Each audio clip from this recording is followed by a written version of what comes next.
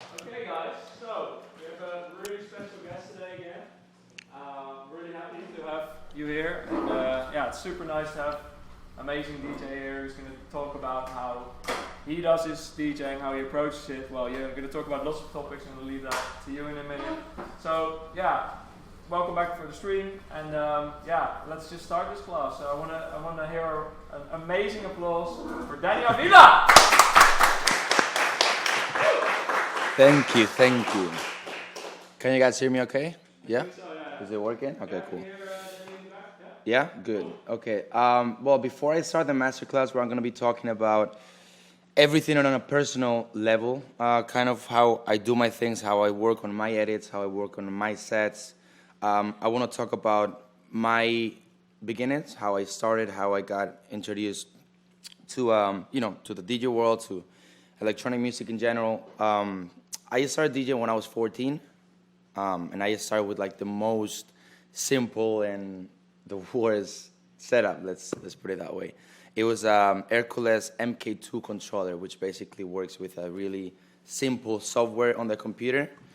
And after that, I moved to Pioneer CDJs 800, which I couldn't really afford at the time. I bought them on eBay secondhand. And I bought a 200 € mixer. From there, I started mixing 24 hours a day, like literally non-stop. I remember a summer where, I was at school and kids at summer, they usually, they chill with their friends during the whole time. And I just didn't leave my house. I really didn't leave my house. I was practicing, watching videos, tutorials, downloading music. And how I always say, the harder you work, the luckier you get. So I was just, DJing the whole time. Then, because no one really wanted to book me when I started DJing, I started doing my own parties. And then I knew the owners, and it was, just at bars and really simple clubs. And, from there, it started getting better and, practicing more and more and more. And I actually wanted to say something because I know a lot of people think that I got introduced to this scene because people think that my dad was a club owner or anything, which is not true at all because he's a dentist, which is kind of funny. It was just me and my passion for music. I also played instruments when I was young and everything. So that's pretty much how I started. I used to live in a very small village in Spain, and then I moved to Madrid by myself just to try to meet people and introduce myself to the scene, which I think it's very important. If you don't really, know or try to get to know more people, I think it's really difficult to, get your music out there. It's really important to be a really open person and connecting. So I decided to move to Madrid. And then from there, it's a very long story, which I don't want to talk about now, but that's pretty much how I started, how I got in the industry. And the best advice I always give to everyone that wants to start DJing is work non-stop. Like that. Obviously there's a lot of other things you need to do, like have your own style and make music and all that stuff, but the main thing is work a lot. I personally realized that the more time I spend looking for music and looking for new tracks online and looking for new edits, and really the more time I spend, the luckier I get. My sets are better and more interesting. The fans really hear that, so that's really important in my opinion. Now, putting that on the sites, I want to introduce real quick what I'm going to be talking about today, what I'm going to be using today, the equipment that I'm going to be using today. First of all, it's Recordbox. Not sure if you guys know about it. It's pretty basic from Pioneer.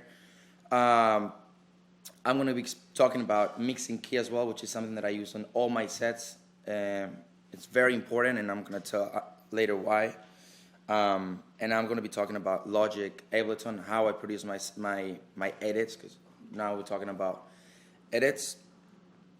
And yeah, of course, I'm also going to be talking about CDJs, the mixer, and the RMX, which is very interesting. You can do a lot of crazy stuff with it. You can put your own samples, your own stuff, and I think it's a really interesting thing. So those are the things that I'm going to be talking about today, and the equipment that I'm going to be using. So first, let's go to Recordbox. Let's open this. I don't really know what level or what knowledge you guys have, so I don't want to go too simple, and I don't want to go like too much into detail. So I'm gonna go like a medium kind of thing. Okay. So you guys can see the screen, right? Yeah. Okay. So basic stuff from Rekordbox. You basically have the main menu on top, which you can, if you open up track, you can see the wave. Then you have the playlist version, the playlist part here, collection with all your library here. And this, I would call it like the editor kind of thing. You basically can set up hot cues, you can set up all your cue points here, and you can pretty much prepare anything that you want to do on the CDJs later. So basically, the CDJs, which you have over there, this is going to be like the screen that you can prepare before you work on your sets. Let's say that it's like a DJ version of iTunes, pretty much. The difference between this one and, let's say, iTunes, which is obviously not to DJ, but it's like a similar kind of thing, is that, for me, like one of the most important things that you guys need to be careful with is that, imagine that I'm going to open my Finder. I'm going to go to my music folder. And then, for instance, let's just pick one track. If I pick, for instance, this track from Too Loud, I put it on my collection, if it wants to work. Hold on. It's going kind of slow, I don't know why. See, maybe because of the camera, it's going kind of slow.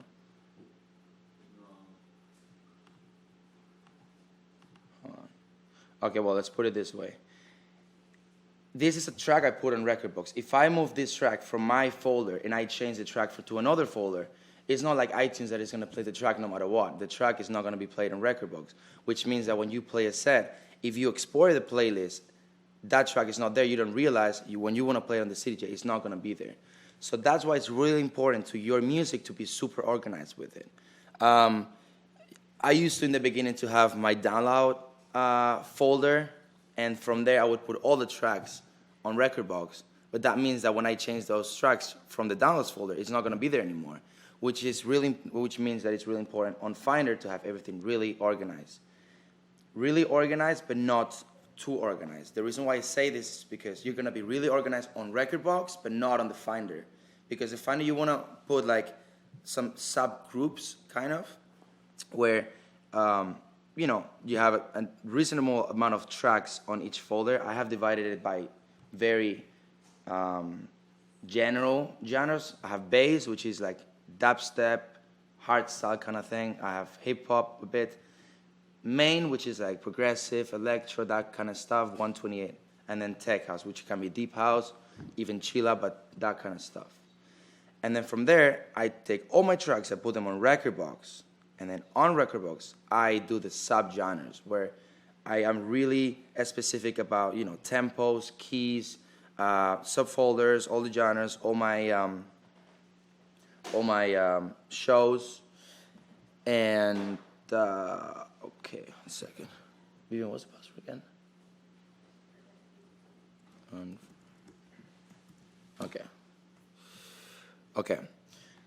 Then the next thing that it's really important, and I use on all my sets, and I think it's super, super important that you guys do this, is mixing key. Later I'm going to get a little bit more into detail with this because it has something to do with edits. When you make edits, you want stuff in key. So it's really important to use mixing key. The order that you guys use mixing key is, if you put the track on Rekordbox and then you edit the track on mixing key, it's going to change the name of the track, and it's not going to find it afterwards. So as soon as you download your music, this is what I do. I put my tracks on mixing key. First of all, it analyzes the tempo, and after that, you can put it on Rekordbox.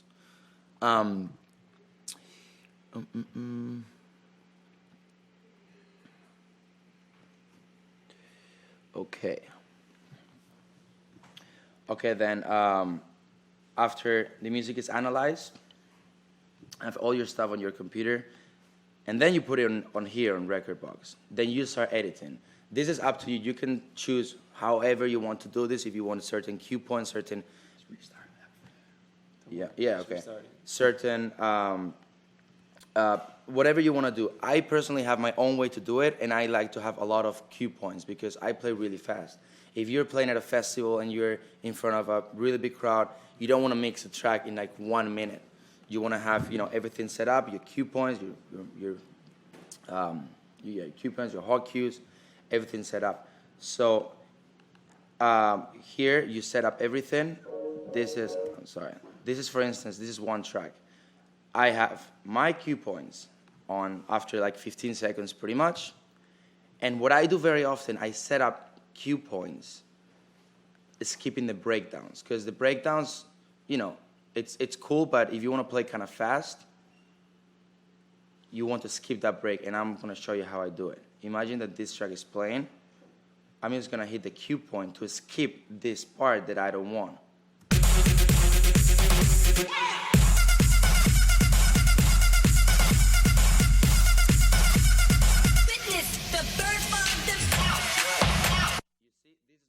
CDJs. I would skip the breakdown, just pressing the cue point, the cue point, sorry. Another function that is really important here is the quantize. If you guys want to be like very, like let's not say not creative, but you want it to be like perfectly on the beat, then you use quantize, okay? But if you want to be really creative with acapellas, with tools, with all that kind of stuff, then take out the quantize, which you can do here, and you can obviously do it on the CDJs. Another thing that I think is really important in Rekordbox and is really creative is saving your loops. And it's really, really creative with vocals. I don't know, this depends on the artist. I mean, people like to play acapellas, other people don't like playing acapellas. I play a lot of acapellas.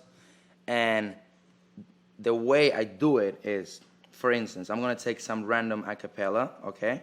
Let's say this one, for instance. What you can do is you can take a loop on Rekordbox here, in and out. The loop is here. And you can actually save this loop.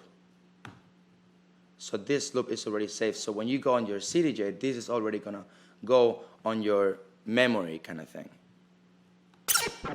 Hold on. So you're going to go like this. And imagine that the song is... The song is playing. This is a dedication to house. You can go like that. So you can call this cube, this thing, and just throw it directly, which is way faster. Okay.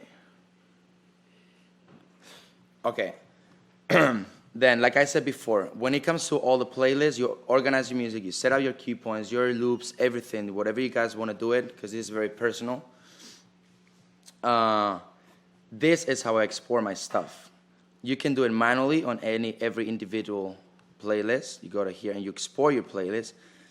The way I do it, I use the Sync Manager, which is basically like a little app inside of Rekordbox, which you can basically export everything little by little. You can select the playlist that you want instead of doing all at once, which I think it's very, very useful.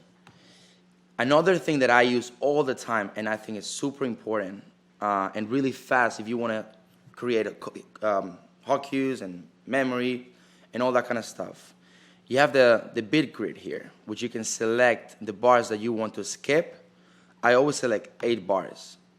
And then with your keyboard, you can move right, left, and you go like this. And you can go, you respect the structure of the track. You don't skip anything, so everything is on the right arrangement. And what I do, I go from the beginning to the next one. And I memorize a cue point there. Then I go to the next one. And doing this, it takes literally like from taking maybe 30 seconds by doing it manually. If you do like this, it takes 5 seconds. So if you want to play like, let's say you have 100 tracks, it takes maybe like 15 minutes to do this. To set up your, to edit your tracks in Rekordbox. But if you don't really do it, or you don't really use this function, it takes way longer. So this is more or less the basics about record box. Like I said before, editing, organizing your music, it's up to you. You decide what you want to do. I do it my own way, and you have to make sure that when you're playing a show, you have your playlist in a clear way, and you know where your tracks are. Like I've seen, for instance, I have friends that organize their music in a different way. If I would do that, maybe I would never in a million years know where my tracks are. That's why I have my own way to do it. So you decide how you want to organize your stuff, and it's very important as well when you set up all the stuff, the cue points and everything, to practice it. To practice. If you have equipment, to practice, so you make sure that everything is exactly where you want. So this is pretty much for record box for now. If you guys have any questions, please let me know. Well, the quantize, I use it at Sierra. I think it's, similar, but we don't have a quantize over there. What is that, like the sync button or something? So it's not a sync button. What it does is all your cue points and loops especially are set to a grid bar, which basically is one beat. So if you want to take a loop and you want to do a very fast loop, if you have the quantize on, it's not going to let you do it because it's going to stick to the one bar. You know what I mean? Yeah. I can show you guys later what that means. If you don't have it on, you can do, it's pretty much like an old Pioneer 1000 player. It does whatever you do. So when you press a hot cue, if you press it like this, it's gonna do it. But if you have the quantize on, it's gonna respect the beat. That's what I mean. So if you wanna be more creative, then take it off. But if you wanna, if you wanna, like what I said before of jumping with a hot cue and skipping the break, if you want it to be perfectly on time, then turn that on. Yeah. Sorry? Or 8 bars. Sorry? It's going to help you to be just on the perfect first beat of the 4 or 8 bars. You can set that up. I think the automatically it automatically adjusts to every beat. So if you do something in the middle of 2 kick drums, it's not gonna do that. It's gonna wait to the next kick drum. You know what I mean? So that's what it does. Yeah. Is that based off of the beat detection in Rekordbox itself? Sorry? Is that the quantize based off of what Rekordbox recognizes for the beats, or do you have to set what that is? You mean sorry, I didn't get the question. Yeah. So it marks where the beats are, Yeah. where the kick drums are. It automatically does that.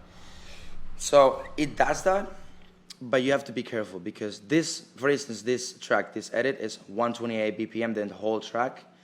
I personally make a lot of edits which go up and down. Like if you want to play a trap song, you might go to 150.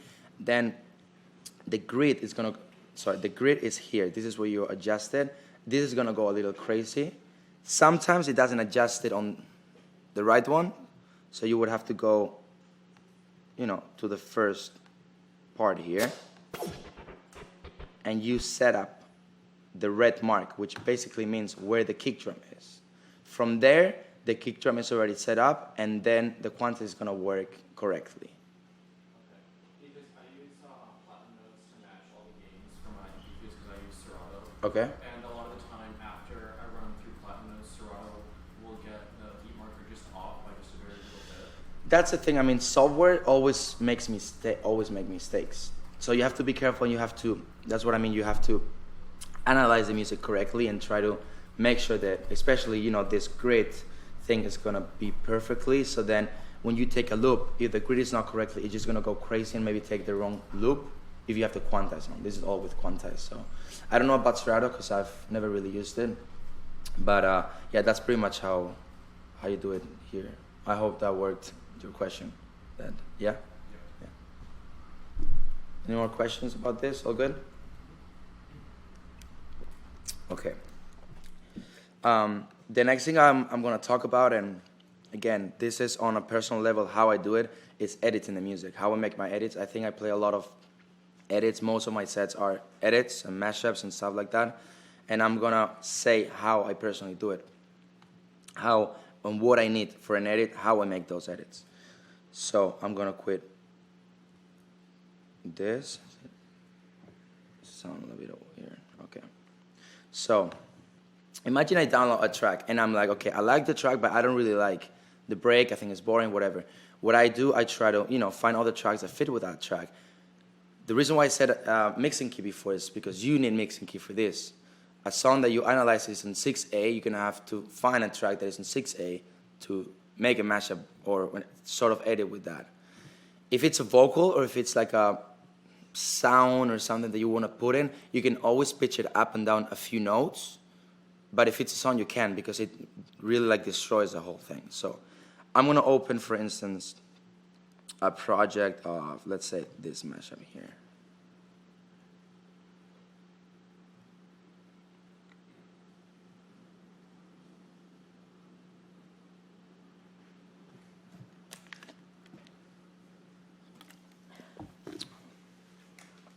Oh, don't tell me that. No, hold on. I really don't want to analyze my plugins now. Damn. Yeah, I don't know why it's doing this, never does it. Probably because of the audio interface. You think? Yeah, I think so. Yeah. I mean, I'm trying to cancel it. Yeah. You guys have questions for Danny? Maybe you can help him out. No, yeah. Yeah? How big is your library, and like how many tracks do you prepare in advance for each of your videos? Good question. I try to add stuff on every set. That's why I think adding new music to your sets all the time, it's very important. What do you mean with like how big is like my whole library, my entire? And like the libraries that you use for DJing, like, do you have a specific set of tracks that you're like, okay, I'm going to play these, and then plus maybe a few others, or do you pull from your whole library, or how do you? There's always tracks that I play all the time that are like my main tracks, and I try to add stuff all the time. The way I do this, and I'm going to explain later how I do it, when I play a show, imagine it's like a 2-hour set. I take my USB and the first thing I do, I put it on my computer and I save the playlist. I'll show you guys how to do that later. The reason why I say this is because imagine that you play a show that is a really big festival, you play a little bit more energetic, faster, and then the next day you play a club show which you don't play that hard, you play a little bit more calm. You want to save those playlists, so next time you're like, okay, this club is a little bit more, it reminds me of that, so I know what I played that time, so that helps you out. So I have all my playlists saved by the show, the name of the club, the date. So when I play a similar kind of show, then, I have something to have a small reference. This is doing weird stuff. So in the meantime, I have some questions from the street. Is that okay? Yeah. I can get Ivo to fix this for you if you want. He's also Yeah. in Logic, so he's going to fix it. Yeah, He it's also just has a analyzing the license stuff. I there don't know if you why. need it. Okay. Yeah, it's cool. Question from the stream. Do you need to have mixed in key software, or can you, because like he says, I use Tractor to analyze the key. Is that okay, or what would you recommend? I've used Tractor before. Actually, I tried playing with that. I'm not the biggest fan of playing with computers, but anyways. I recommend mixing key because I'm not sure if Tractor changes the title. When you put a track on mixing key, it automatically changes the title on your folder. Okay. So then, Handy for your workflow. exactly, you have to change that on the preferences. Yeah. But I'm not sure if Tractor does that. Yeah. Then you know exactly what that is. Yeah. Okay. Another one is like, why don't you use Tractor or Serato? Okay, Native Instruments and Serato, don't kill me for this. I'm just being honest. Yeah, of course. This is what I think, if you play like more tech, you're like an underground DJ, let's say, which they don't really have to interact that much with the crowd or whatever, you can spend more time looking at your computer. But I think it's more about, you have to, be there and entertain as well. By looking at your computer, it's not that, that you cannot, interact that much, but you're losing a lot of attention. I think you're losing a lot of attention. I think Serato, especially, you can play very fast with, all your cue points, and I think a lot of hip-hop DJs use it as well. But for me, those two things over there and the mixer is way more, way faster, and you can interact way more. That's what I think. Cool. me see. Should I cancel it? Yeah, I don't know, but I can try to cancel it. Do you guys have I've another never question? had this, man. It's not because of the audio, I think. Are you using the RMX It's just scanning all your... for mixing? Yeah, you do? Yeah. You really want to open, don't you? No, I'm gonna skip it. I'm gonna go to another topic, okay? Yeah, or just try to cancel it and try to reopen it. Yeah. I never had it, man. Misschien kan je force quit of zo. Yeah, force quit it. Ivo can do that for you, otherwise. Yeah? How do you, let's see, a question about visuals. I think this one. Go here. This How do you get visuals, like lyrics of your songs when you play live? How do I get what, Do sorry? you use visuals when you with your live performances? My life, yes, I do, but it's like it's a 45-minute loop that is already set up for very important shows. When it's like Ultra, like 2 years ago, we did like a special thing. It says Miami. I bring my own guy, Yeah, okay. which does the So you have a visuals. visual guy that makes Yeah. that for you. Okay. Yeah, And exactly. do you have to then start that yourself? Do you start it in yourself, the visuals, or is that done like externally, to a queue or so? Sorry. Is it like you play a DVD or like a video file? Well, it's a guy doing that for me, so I don't Okay, so really. you don't have to do that yourself. Yeah, exactly. Okay, so let me open this real quick. Which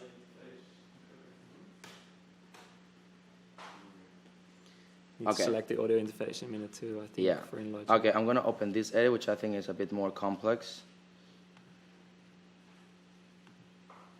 Okay, cool.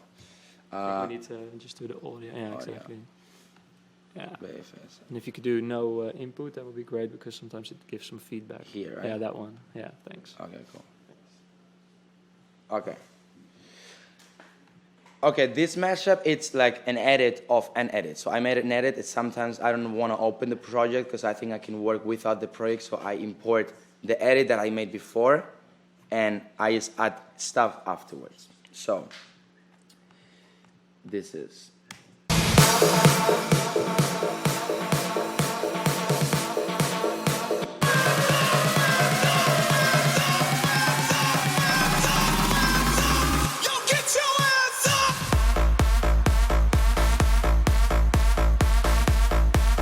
This will be the first track, okay? And then what I've done, you might not see it here because the key is not here, but I go to my library, I'm like, okay, this track is on 6A. Then I try to find stuff that works, 8A. So then I try to find stuff that works on 8A. I found this track that is a really cool and energetic instrumental track for the break.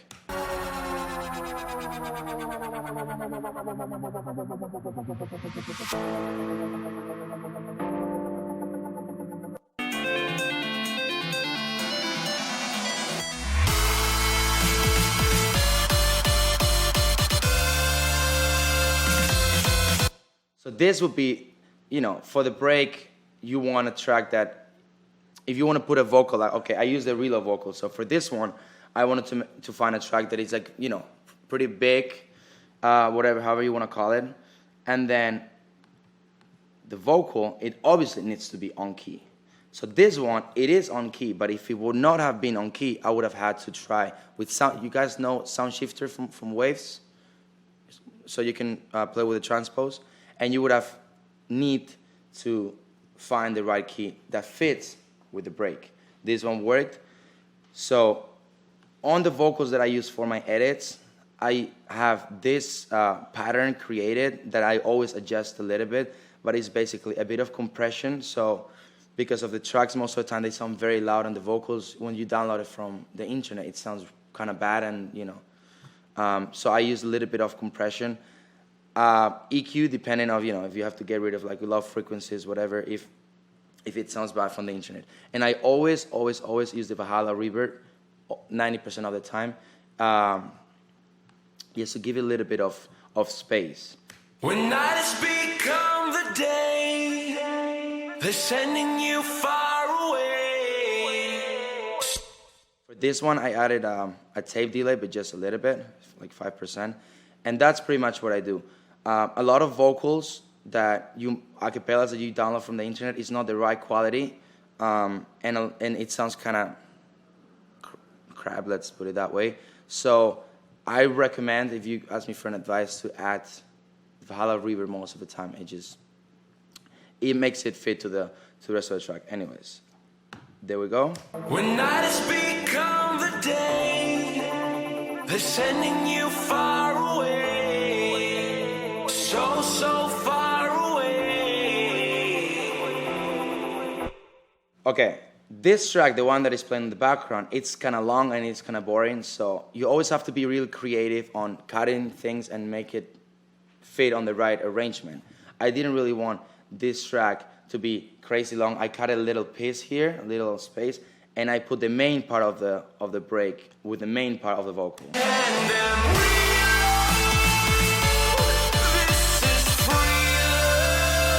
Every track is different, every track has a different arrangement. That's why you have to be really creative and try to make it fit perfectly to the vocal. It's not because, okay, the track is on the same key, so I can just, just put it on top and then it's gonna work. It doesn't work like that. You have to make it fit, and it sounds smoothly.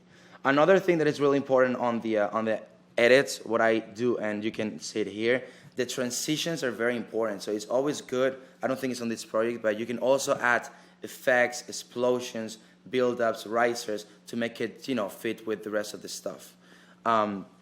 This one, yeah, for instance, on this one, hold on. Let me just play you the build-up, so I'm gonna explain a little bit what I did. This is real, that's what we are made of. Yes, we are.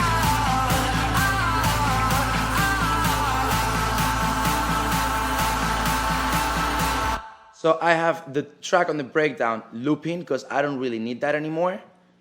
And this is fading out with an EQ, the normal EQ from Logic, fading out and bringing down the volume a little bit.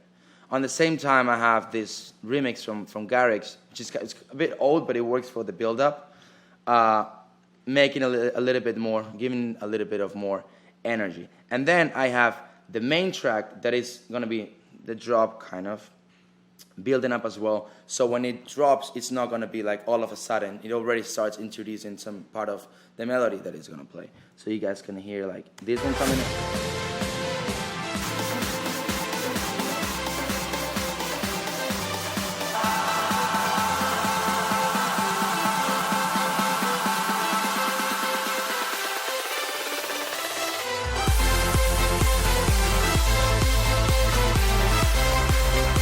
Okay, what I said before that you have to be creative with edits and stuff is because I like this track, but I wanted to go back to the first drop. How do I do that from like a melodic track to like a Melbourne bounce kind of stuff?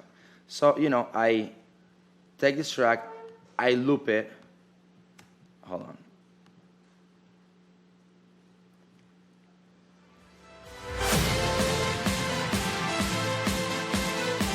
So from the main part, what I did, I took the build-up again, and I put up here with a loop. So it goes from the main drop to the build-up again.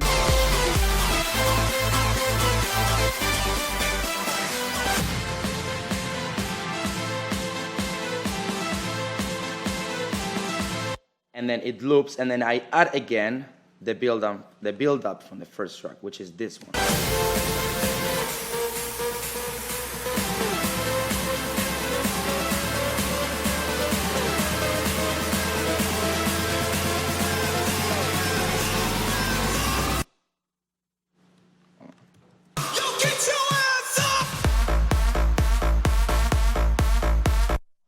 Okay, so this is pretty much how I make my edits.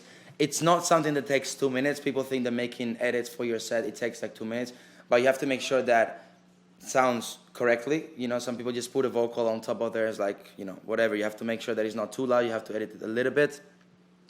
And especially the transitions, make sure that it sounds clean and decent. Then I would export it. Going back to organizing your library, I have a folder 2014, 2015, 2016 for my own edits. So I divide it by years, and then that I go back to Recordbox and I put it like that. This is example 1 of editing. Another thing that I wanted to talk about is I don't play 128 all the time. I like playing a bit of trap sometimes, a bit of hip hop here and there. And I like making edits with that.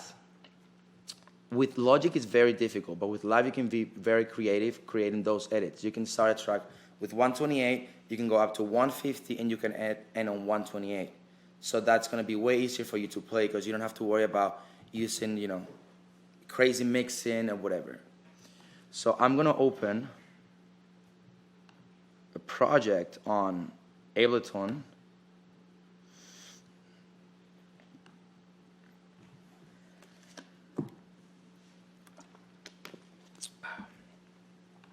Okay.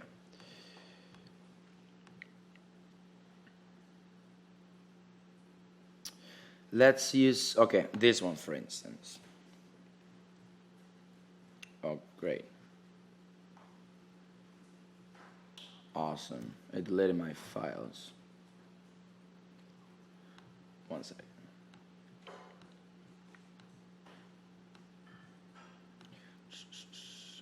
Edits 2016.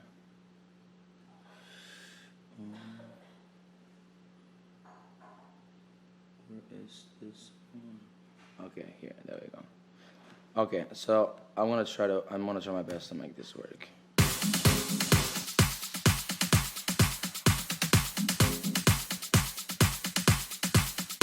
On this track, you're gonna hear that it starts on 128, it's gonna end on 128, but in the middle of the track, the build-up is gonna go up to 150, which if you're a fan of playing like more dubstep-y, trap kind of stuff, it works.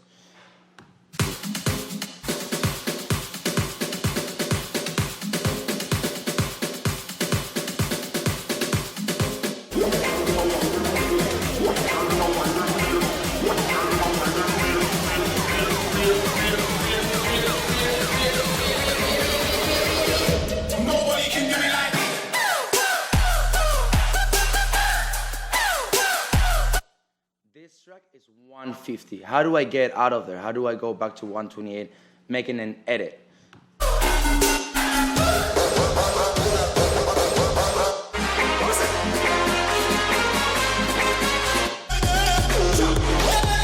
So it's 128, 150, 128. Let's open Ableton. I'm not gonna talk too much about Ableton. Just gonna try to explain how to make this kind of edits. I'm gonna take, what's the name of this Henry Fong track? Wind. There we go. Okay.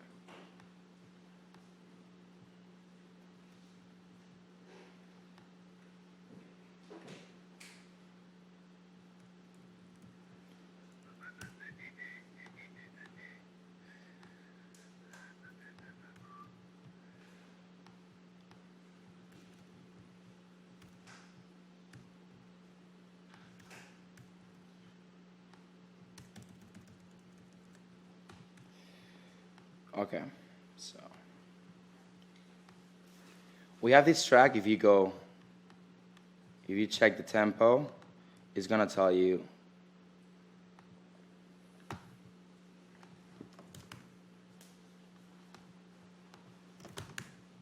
this is 128. Okay, and then we're gonna take another song that is 150. This Skrillex and Vivek.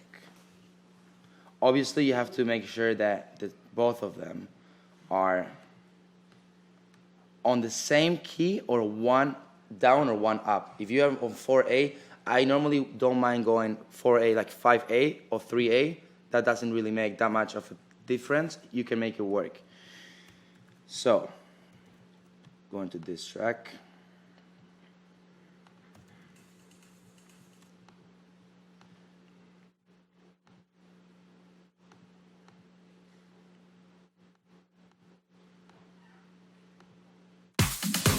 Okay, so 128, this one is 150. Make sure you put it on complex. And what I'm gonna do is take the build up from the Skrillex song.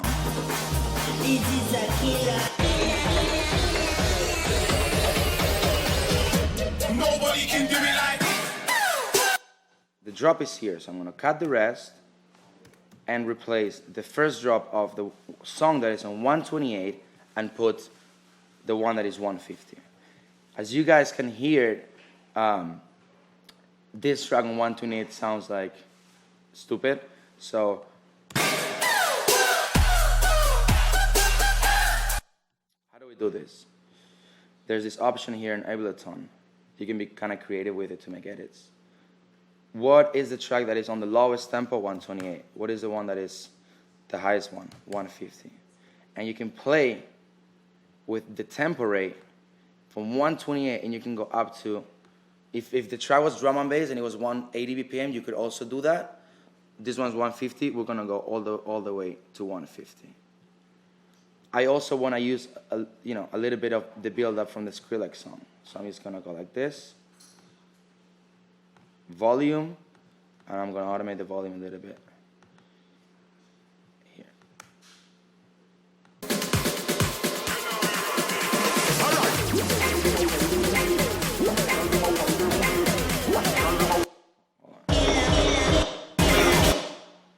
Sorry.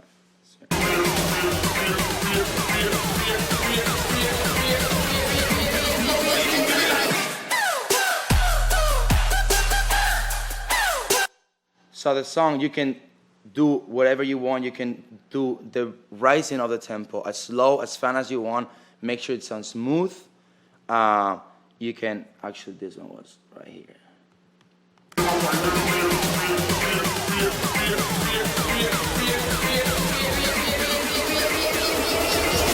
Nobody can do it like. Okay, now you have this done. How do I go back to 128 sounding smoothly? Every track is, like I said before, it's different, it's a different story. What I would do here, I really like the break from this Harry Funk track. So I would cut the break.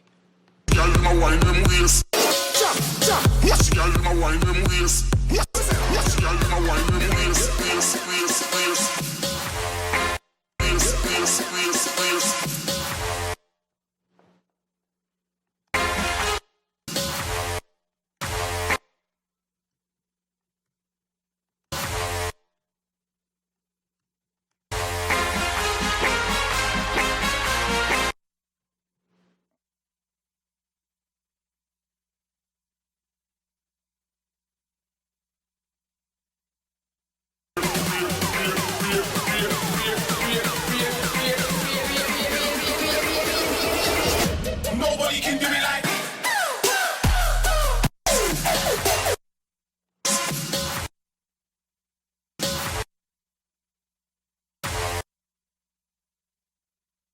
So we have the break of the Henry Fong track, and we have the Skrillex one. I'm going to replace the break of the Skrillex song like this.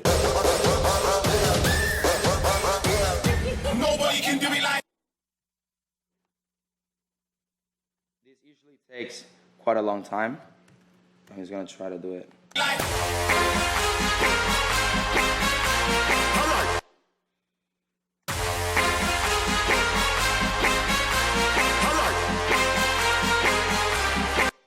So in this way, you have the song from Henry Fong, then you go up to 150, and then in the end of the track, what you basically do is just bring the tempo from 150 to 128.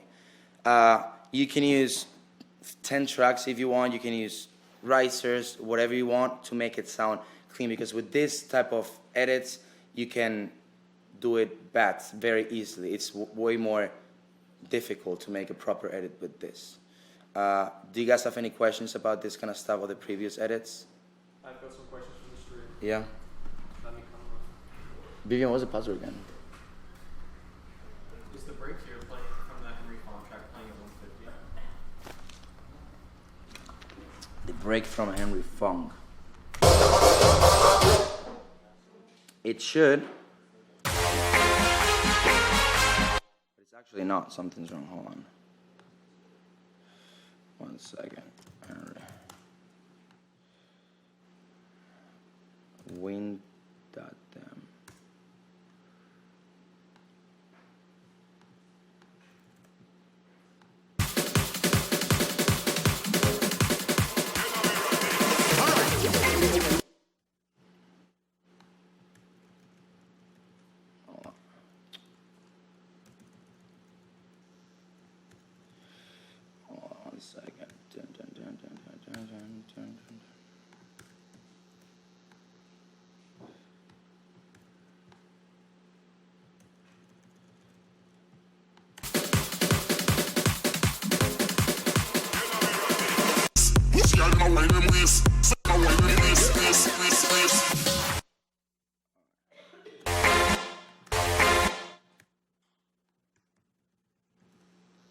All right. Now it is. So now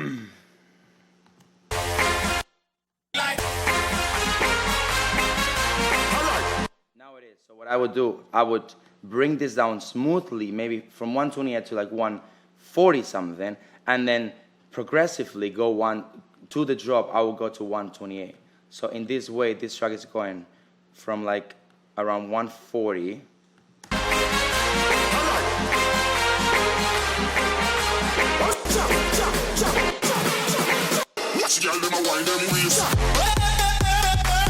So in this way, if you guys don't know how to play that much strap or whatever, stuff like this works really well. You can be really creative, work on a lot of edits, even with hip hop and dubstep and hard stuff, whatever.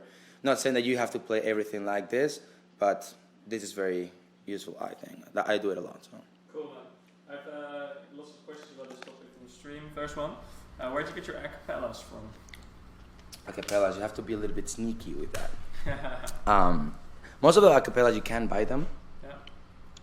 You can really buy acapellas. Where can you buy them? Where? You can buy them, so you have to find them online. I if for instance, I don't know, it's a friend of mine and I know him, I'm gonna ask him for the acapella most of the time. Yeah. You can find a lot of acapellas online. Mm-hmm. Not all of them, I think. Most of the blogs and stuff like that do have acapellas. I think. Yeah. So. Cool. Yeah. Are most of the mashups you play pre-made edits, or do you also improvise during your sets? This is the how do you say the pre-made edit kind of stuff. Yeah. Later on the CDJs, I'm gonna explain a little bit how you can make your own mashups as well, playing also with a hotkeys option. That. Yeah. Cool. I said before. Yeah. Cool. How do you use any like EQs or stuff to make your acapella sound more powerful when the drop hits? Yeah, so Like depending on how the acapella sounds, if it gets sent directly from the guy that he sends you the high quality acapella, you don't really need to do that much. A lot of the time the acapellas are from the internet. Yeah. So you have to work a little bit on that. Not do crazy processing, but like I said before, I usually add a bit of compression, a bit of reverb, a bit of EQ. Make them sound more fast. Exactly, because if you put it on top of a track that sounds, like completely solid, then you have to make sure that it stands out a little bit. If it sounds like low, whatever, it's not really gonna work. So. Cool. And then there's a question about exporting your mashups. Do you use like a limiter or so on the master? Not really. I know that on Logic it was 6.0 on the master. Yeah. Normally, like the main part of the edit, like for instance the drop or the intro or whatever, that's not really like clipping at all. I don't use any limiting. I've never had any problems. Yeah. That's just how I do. Because Vida was talking earlier with Logic that if Logic doesn't really, you don't really hear the clipping so much in Logic. So Yeah, but how do you do that with Ableton? You also just yeah, just directly like that. Yeah, just directly like that. Let me see. That's the same question. Oh yeah. So let's say you want to do this BPM transitioning thing in Logic. Would you do that in Logic, or do you prefer using? I don't know if you can actually do it. I don't know how to do it on Logic. I don't No, I don't know. There is a function where you can go up and down with the tempo, but that's when you're working on a project, not on an edit or something. Yeah. I don't know how to do it. I use Ableton. It takes a bit of time to get used to it. It took me, a little bit, but as soon as you realize you can be pretty. Ableton, you mean? Yeah, I only use Ableton for this, so I'm not like the best guy at Ableton. Yeah. Okay, Yeah. Cool. Thanks. Thanks for. Thank you very much. Guys, any Cool. questions on this topic? Okay. I wanted to explain something with CDJs, but I'm not sure if I was gonna go there already. Okay, I'm actually gonna go there. Okay. Sorry. I'm gonna go there to explain. Yeah, a few that's things. cool. Yeah, Of cool. course. Perfect. Set it up.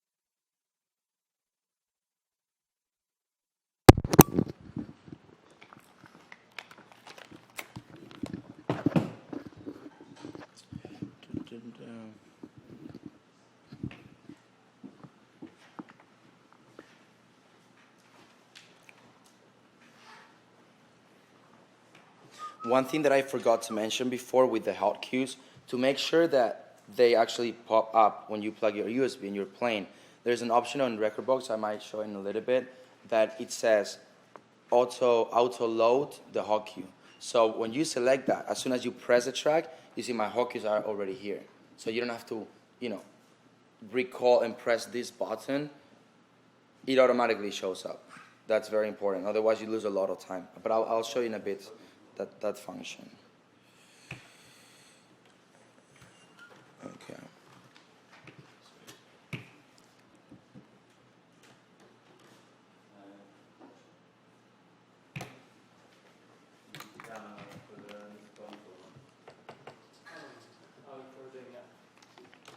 Okay, two things that I want to explain now. Are we ready to go or? Yeah, okay. One, what I explained before on Rekordbox, I use it a lot, skipping breakdowns. I'm going to show you how I do it, and I'm going to also explain why I have the quantize on, just for this. So, is the sound coming out? Yeah, I just need to connect. Yeah.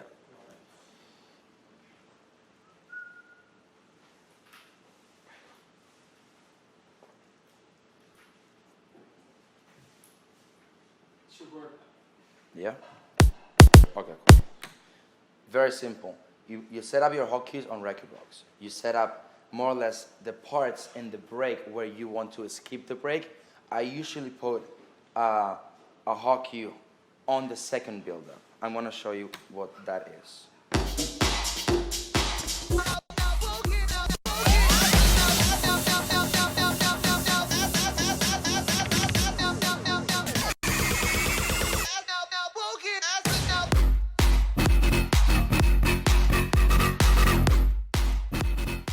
Drop, I want to skip the break. I don't like the break. It's a minute break. I don't like it. So when the drop finishes, I'm just going to go directly to the second build-up with the hotkey.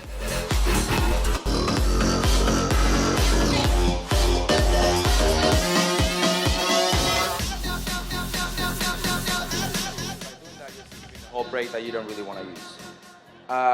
Going back to the quantize option, if I didn't have the quantize option, you're always going to a little part, you're not going to do it that exactly. There's always going to be a little tiny that is going to go off the tempo. So I'm going to do it without the quantize now, just so you can see the difference.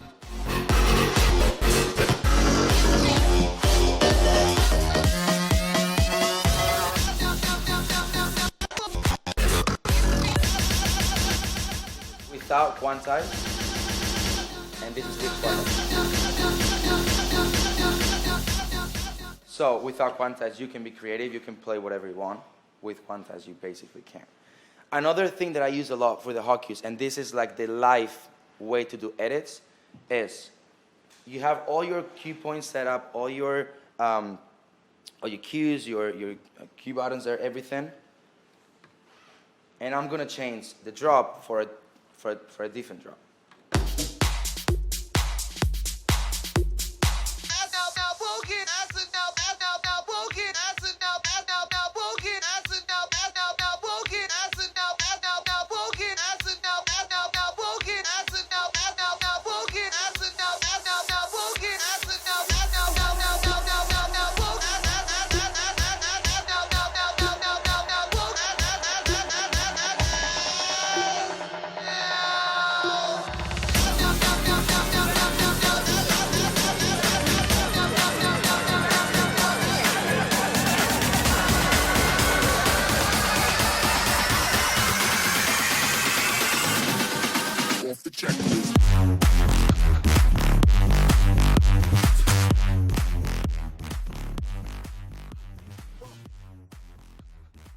You have to do what I said before on Rekordbox. I don't know if you guys know Rekordbox.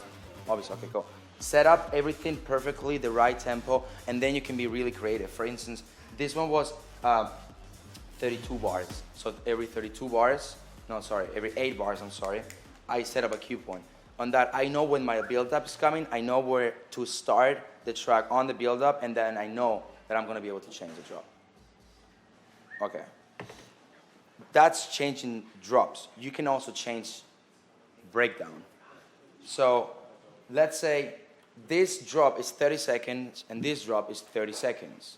So what I would do if I want to use, this break and this drop, I'm going to mix this track at the same time and then just go straight to the break.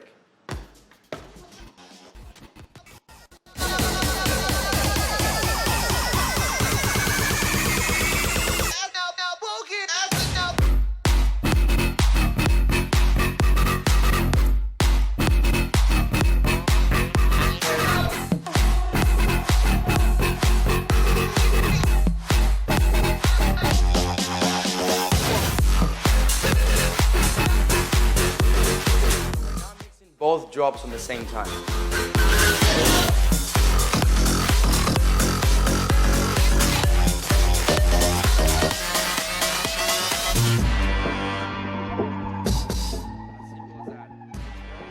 Like I said, it's really, I play pretty fast when I'm playing this kind of stuff for hot cues and all this stuff that I'm doing. It saves my life at the shows.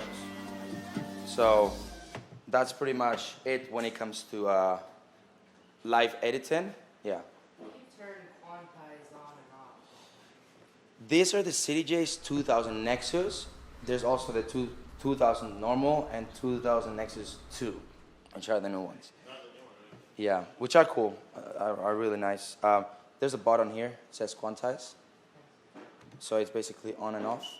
And on record box, it says on top, quantize on green. So pretty simple. I wanted to start talking about the RMX. Should we take a break and do it after? Let's do that. Yeah. Oh, so when you tap that, that's changing. Oh, Yeah. Okay. So yeah, maybe I'm skipping a few things. Oh no, like that's that. fine. It's Yeah. I was just So, curious. yeah, I see so it let's now. take another one like this one, for instance. You see that it has my setup here, my cubes, everything, because I put it on record box and it loads automatically. Right. So Okay, man. That'll work around. now with this one,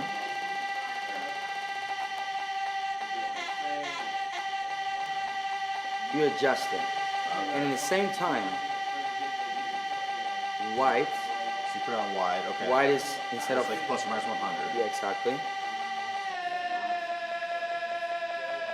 Thomas, probeer mij er maar niet in te krijgen hoor, in het slot. Okay. Want, So it's both at the same time. Okay, cool. Yeah, and you just put, you can shorten it. start opening. Yeah. So you can be really, you have a lot of freedom with that without a plan place. With a quantize, you have to do it Respect the structure of exactly, the song. which is good when you're playing like a song that it has Yeah, like a beat transition. and everything. Exactly, because it's gonna respect everything, and you're not gonna, you're dancing, it goes like, you don't want that. Yeah. But with acapellas, it's you feel free, or even if you have like I have a few tools like something like this. Imagine, let's play this loop, this cheesy one. You also want a bit of freedom here. If you're playing a song like.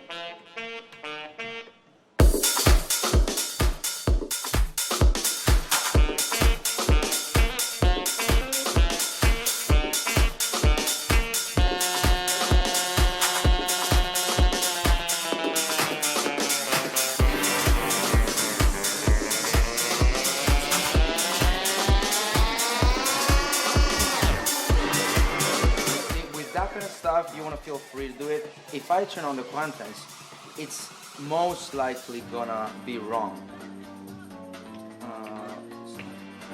Or maybe this one is set up right, or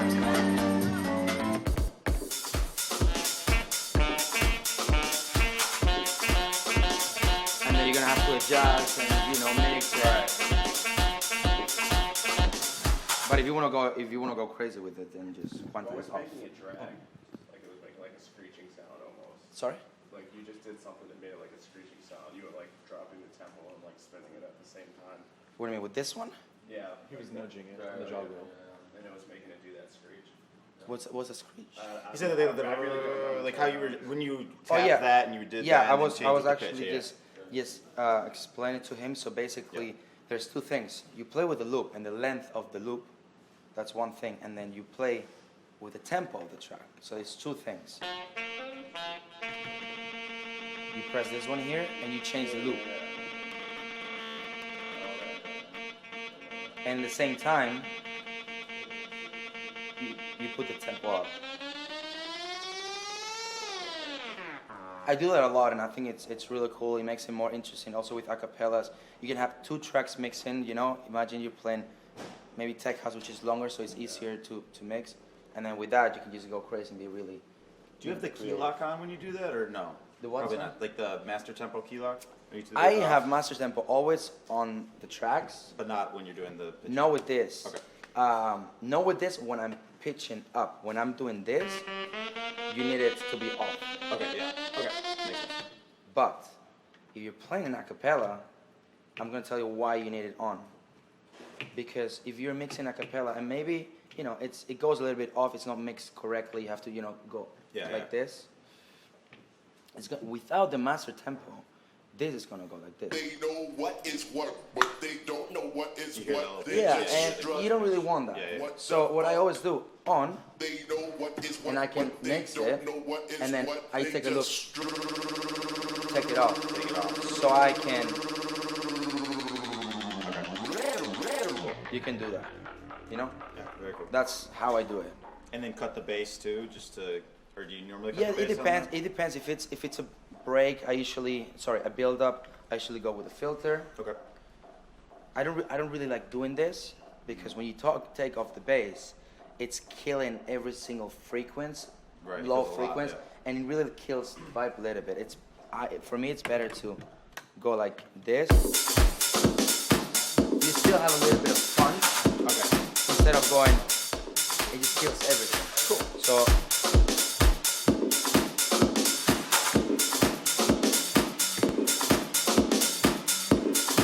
And then you go master tempo on. Put it, whatever here. they know what is what, but they don't know what is what. They just strut. What the fuck? And you can take it off. They know what is what, but they don't know what is what. They just strut. You see that I have the master tempo because you don't really know the tempo of the track, of the vocal, so you can really mix it in. And then as soon as you take a look, What the fuck? then you take it off. Another thing that is really important, when you take off the master tempo, make sure that you go back to zero. Because if you're here, Oh yeah.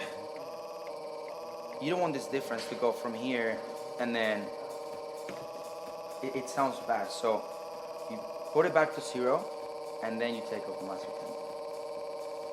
Cool? Cool. Yeah? Appreciate it, man. Yeah, of thank course. You. Yeah, it's awesome. Cool. Okay, This perfect. doesn't have any bass because it was an acapella, or it's any reason why you have this all the way on? Well, this I just did it. That's something that you have to play around with. The acapellas that I play, I don't treat them before normally. You can always treat them very good on Logic and then export it. Normally I don't do it because they sound okay. If you're playing a club and you play an acapella and you hear a lot of stuff in the low end that you don't want to sound like. Little rumble. And Yeah, exactly. Then I usually bring it down, or if it sounds, this one sounds very good, but this one this one is very low, the volume. So then I will put, see that it's here. So I usually try go here, maybe adjust this a little.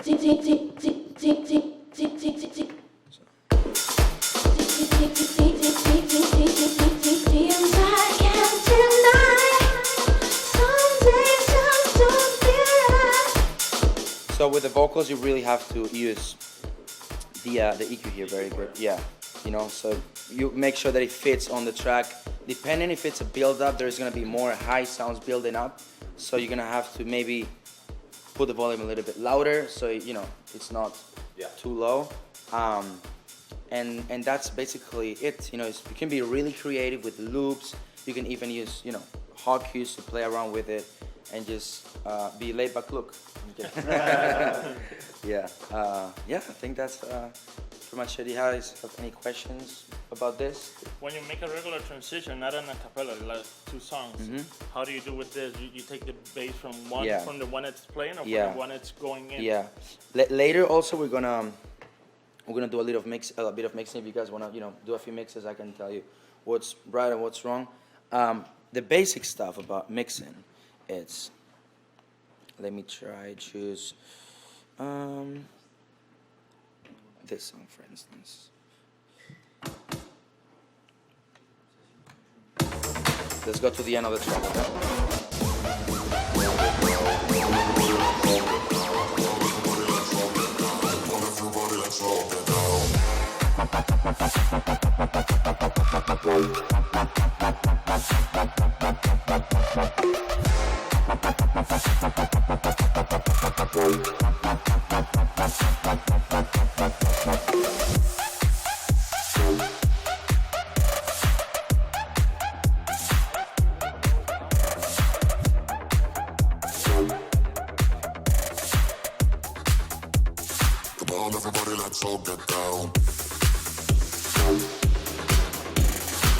I always give it a little bit of bass. If you go like this, I don't like it. I always put a little bit like this.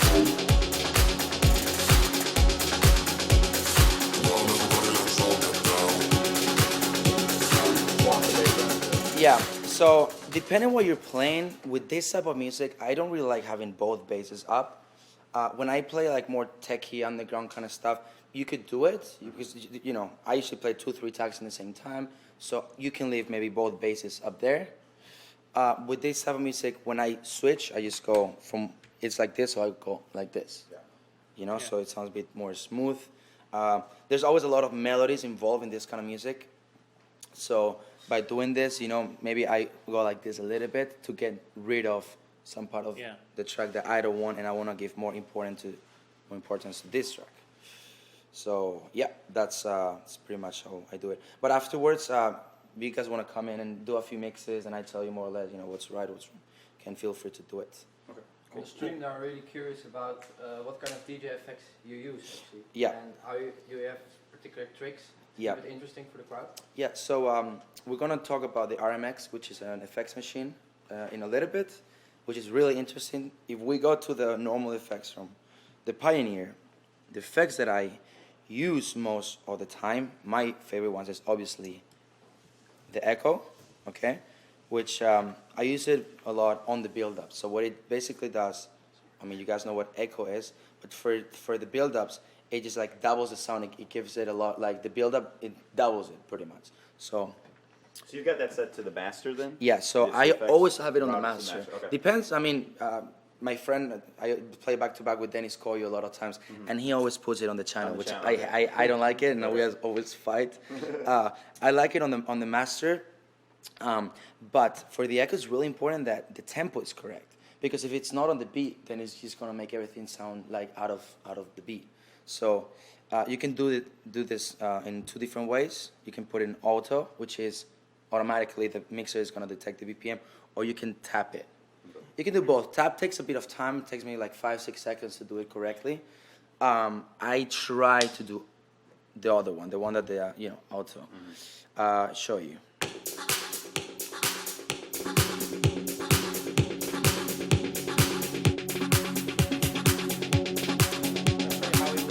Build up. Harwell does this all the time. The echo, and it's very good. And you play. I'm gonna explain also the parts of the echo that you guys. So you like quarter noting or eighth noting? Exactly. Yeah. So.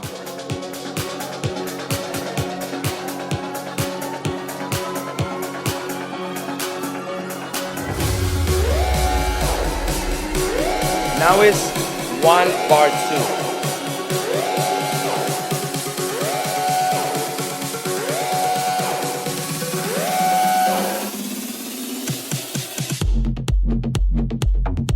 That is it. When it comes to the tempo, I most of the time only use 1 bar 2, 1 bar 4, 1 bar 8. Okay. What you guys have to keep in mind is to respect the elements of the track. So if the track is building with a snare like ta ta ta ta, then 1 bar 2 sounds good. I can show you real quick.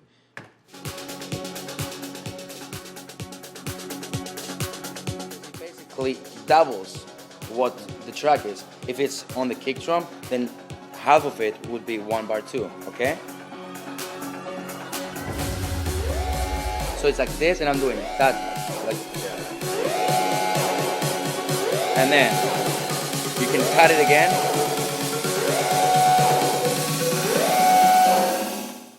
That is it. And then what I also do, this button here says time. It basically, instead of doing this exactly on 1 bar 2, 1 bar 4, 1 bar 8, you're doing like milliseconds. So you're going on every millisecond of the echo. You see that it's going from the right to the left. So this is a trick that I do a lot of times. When I go to 1 bar 8, which is the maximum echo you can do, you can bring it a few milliseconds to the left, which is what Martin Garrix does a lot on the build-ups. It sounds like this.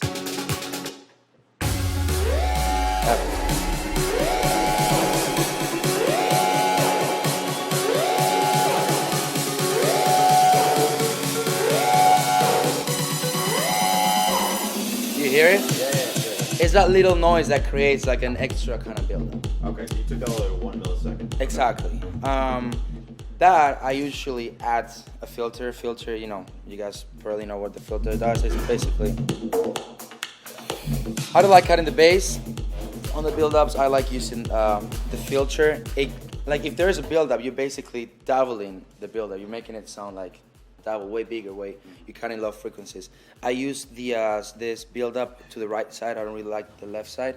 It just sounds like a little bit taking energy. I don't like this one. I usually use this for the build-ups. So this, if you complement it with echo,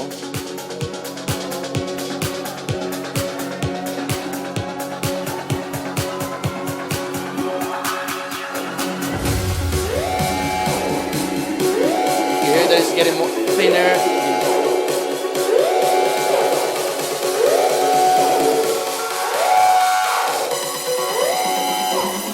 And then everything else.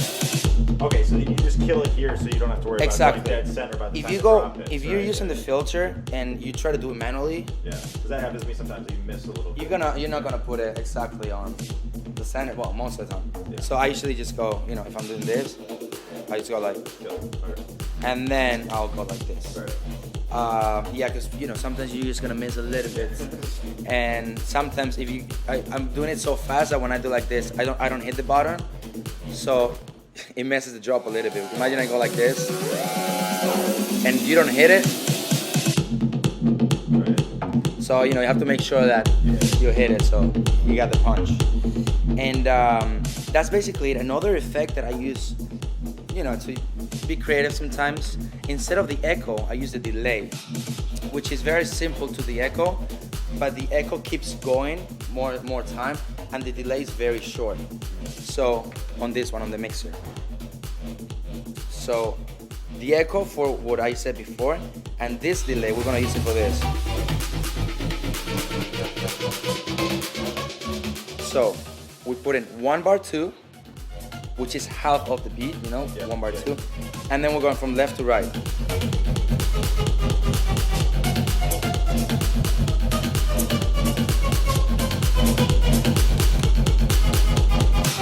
It's like the old vinyl days when you used to do that. Yeah, with the two vinyls, yes, Yeah, exactly. Yeah. I mean, don't do that every minute, because then people are gonna be like, again. Yeah. But it's cool, you know, sometimes you can also do with acapellas. You put the channel, instead of the master, you go to where you're playing the acapella, and you can just play, you know, to repeat part of the vocal like this. That's really cool. Or with tools like the Calabria that I played before. I don't do that all the time, just sometimes.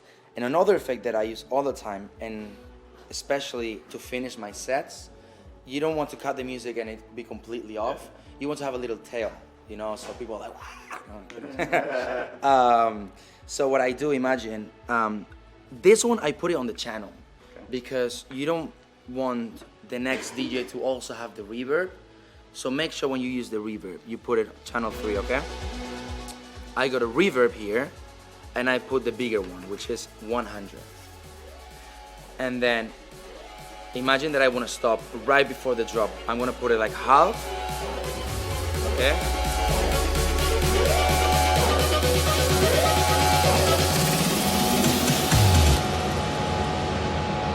And it stays like that. and then you can just go home and the reverb is gonna keep going. It's not gonna go anywhere. So that's what I said. Imagine, you know, you can just leave, thank you, blah blah. You just leave the show, and then the next DJ, when he plays the track here, because the reverb is only going to effect number 3, it's not going on his channel. So you know that's really cool. You can also do it for a few mixes. Let me try to show you. How can I show you this? Okay, for instance, this one, and we have this track. Sometimes to make clean transitions, you want to leave a bit of. You want to use this break, and this track is ending. So I'm gonna mix this track, and this track is ending. Sure. I want to have a little bit of, you know, tail from this track, so this one is not gonna go completely like really low. So basically what I do is this. Imagine.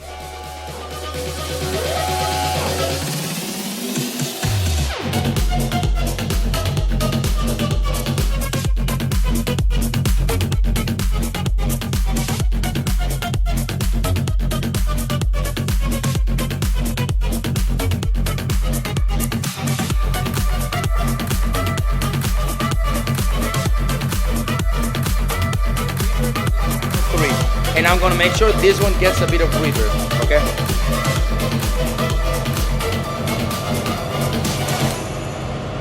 So the reverb is a bit too loud, but this song has a bit of reverb, you know, a bit of noise, you know what I mean? While this track starts playing. Otherwise, the other transition would have been a little bit more, not too clean, let's put it that way. More abrupt. Exactly, so.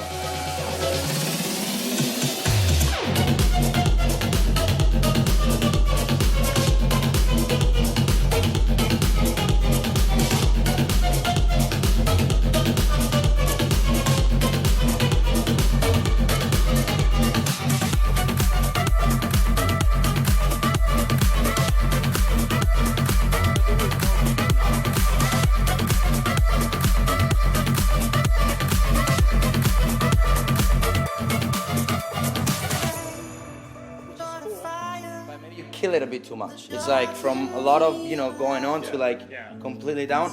That's why the reverb is kind of cool. I recommend it, don't go too much with the reverb, because otherwise it creates such a big atmosphere that it can be too much. And the next effect that I want to show you is the dub echo, which is like a sort of echo, but a bit different from the one here. So basically what you are going to do is, let's do the next mix again, okay?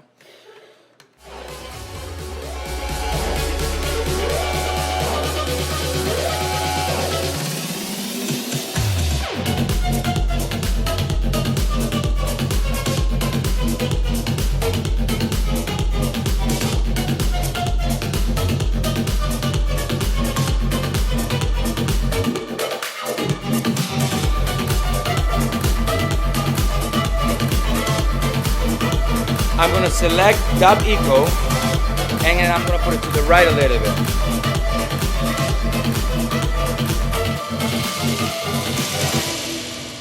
You hear a little bit. So that works if you want to make transitions a little bit more, you know, smooth and not too hard. And those are pretty much the effects I use on the machine, because this machine has a lot of effects. It's really interesting. Maybe another effect that I use to create build-ups is noise. For this one, you're going to choose an empty channel, because what it does, it basically creates white noise. So you don't want to put that on top of a record that is playing, because it might be too much, and you want to control the noise by itself. If you imagine, if I put it here, it's on top of the track, so you cannot edit. If you're editing this, you're editing the track plus the white noise. Right. So you want to have this and the white noise separate. You can take the bass off the white noise, this.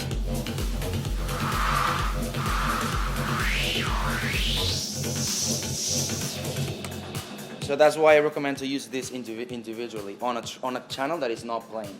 With this effect, you can, when a track is building, you can put the volume down a bit of the track and just put that filter down, and you create a nice build-up. And I think that's pretty much it for this. There's a lot of cool effects here. There's like where is this one? It's robots.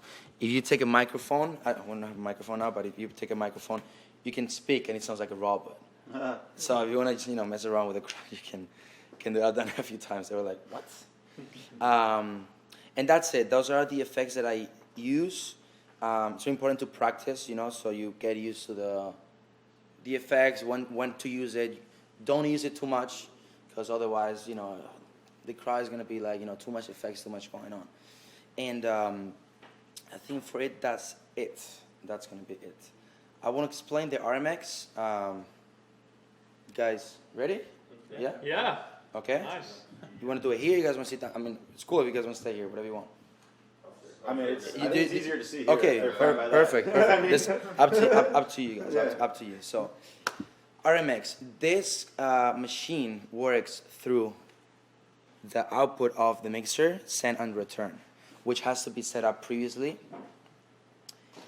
How you're gonna do it? The last effect on the mixer is called send and return. So you go to the last one. You go master, and this is very easy to do it wrong, because when you put it like this, it's not going to sound anything. To make sure this sounds, you're going to have to put the depth of the effect all the way here. If you have it here, there's not going to be any sound. I'll show you. So it's like your wet-dry mix, basically? Exactly. And you need Exactly. 100% It's wet, dry. so it's going to the RMX, okay. Exactly. So you see, there's nothing going on, and the more I put it to the right, the more it's going to sound.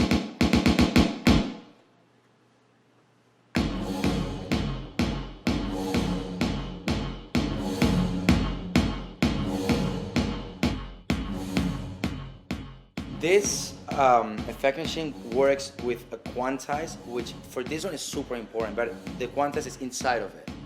Okay? So quantize auto. You can tap it, but you want this thing to work exactly on the beat. Pioneer, in my opinion, they need to work a little bit on this quantize because it's not always exactly on the thing. So, two sections that I use. Drums, you can play drums here, which I'm going to explain now. And you can use effects here, like echo, reverb, noise, whatever you want. The effects is fine. Like, it doesn't really matter if it goes a little bit to the right or to the left, but the drums, you want it to be perfect. You want it to sound exactly where you want it to be. So, here, you can see this one on the left. This is the level of the drums that you're playing. So, level, I usually put it on the middle and then play with it a little bit if it's too loud, whatever. And this is the pitch. So if you have a snare drum, you can pitch it up and down. This thing comes with 4 sounds, okay? Hi-hat, a clap, snare, kick. I think it's from the 808.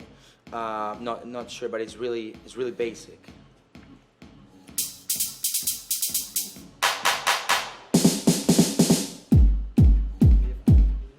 The reason why I said we need a quantize is because when I'm playing this, it's really difficult to go like this, so I go on hold,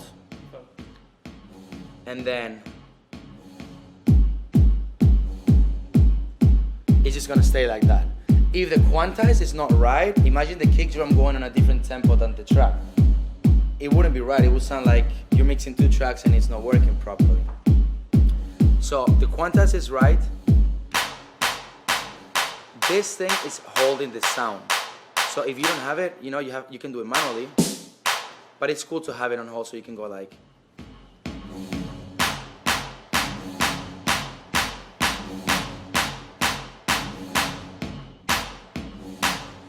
This is like the ratio of what you're playing. So like, oh.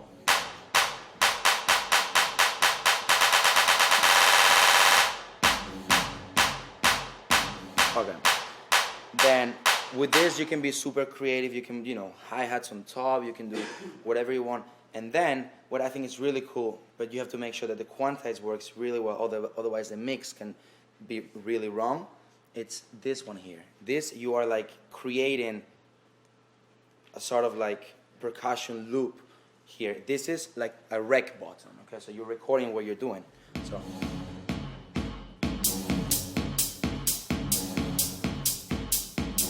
Now the quanta is a little bit weird. You see that it's not exactly.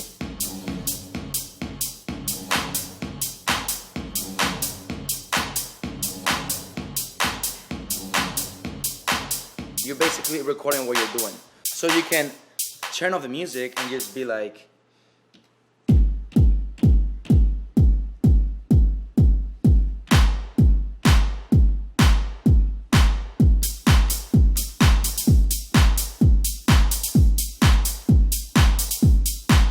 and be like this, or even not even like a full drum, but just like a normal snare drum. You can be like,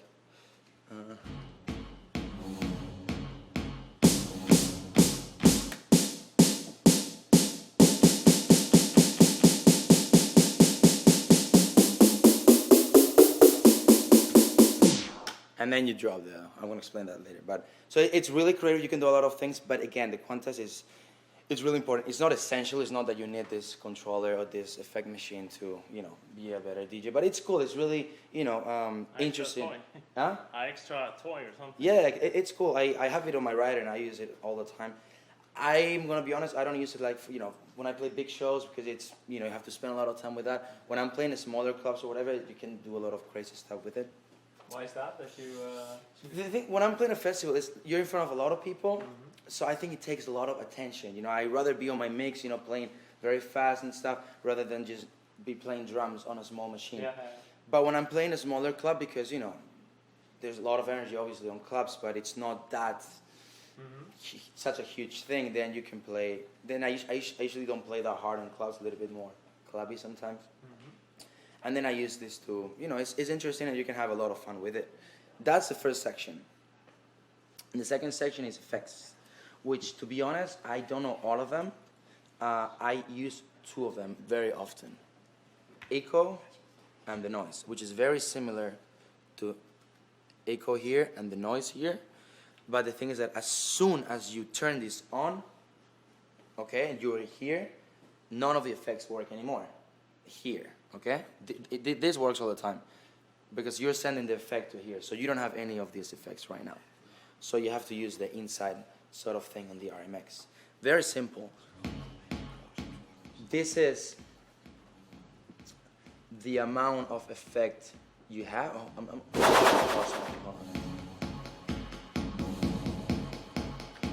Okay, so this is, for instance, this here. So basically 1.5, 1 bar 4, 1 bar 8.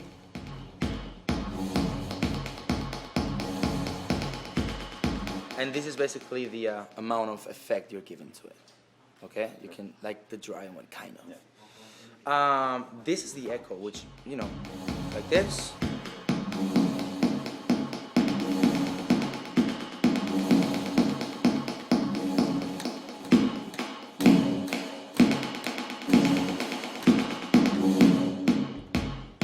That's the echo. Very simple, works very similar to this one. You just have to get used to the whole thing because if you don't know something, it's very, so it takes time to learn it, but it's really interesting. And the other thing is the noise, which I use a lot to create build-ups. The way this works, you basically select noise. This one is like the volume of this thing, pretty much. So if you never have it all the way to the right, because as soon as you put it up a little bit, it's gonna sound too loud. So I usually have it maybe like here, okay? And this is like the ratio of the effect.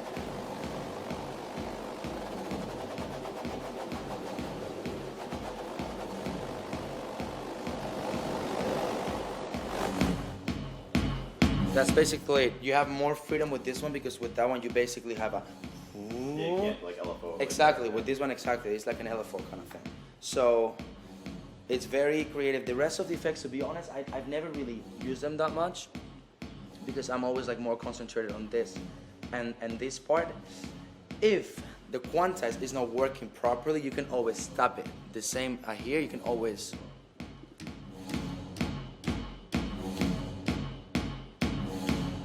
But it's most likely gonna go wrong, to be honest. Then you have this little section here, which is interesting. It's basically like a few more effects. You have this break here. So if you're doing a lot of crazy effects and you're doing like a lot of drums, you want to get rid of everything and then make a track drop or whatever. Like I can show you.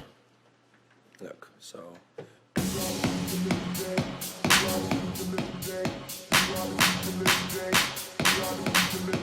See that?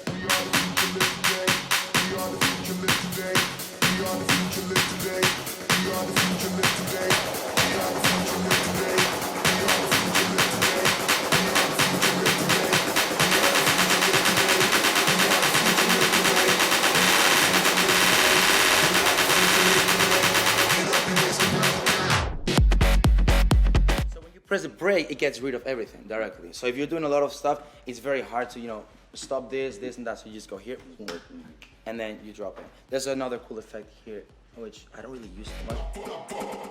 This one. This is like a vinyl. Yeah, and the medium is like an echo. So yeah, 3 effects: a brake,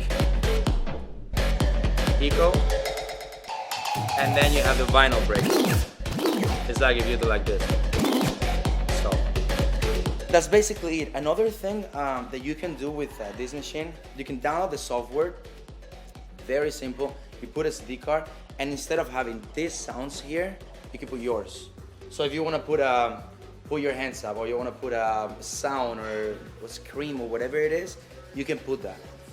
Very simple. The only thing you have to do is, you see it says the fall here, go to user. So as soon as you put your SD card here, you go to user, and you have your own stuff. You can change it as much as you want. You can change this, everything. You're gonna have your own presets. It takes a bit of time, get used to it. Really interesting, and you make your sets a little bit more special. When you're playing drums, you're doing some stuff which I think is very cool, and I try to do it as much as possible. If you guys want to try it out, you can. You want to try it out for me? Oh, sure. Yeah. There's a question from stream. Yeah. There are interesting. Can you use the RMX also when you don't use CDJs? For example, with You track- can, but you only can do it if you want to use this section. Maybe hold on, the noise. Yeah, the noise you can use it, but the rest of the effects are not going to work because the echo and the reverb, they need to work on something. They need to make an echo of a track. If there's nothing playing, it's not going to work. But the drums, sure, you can.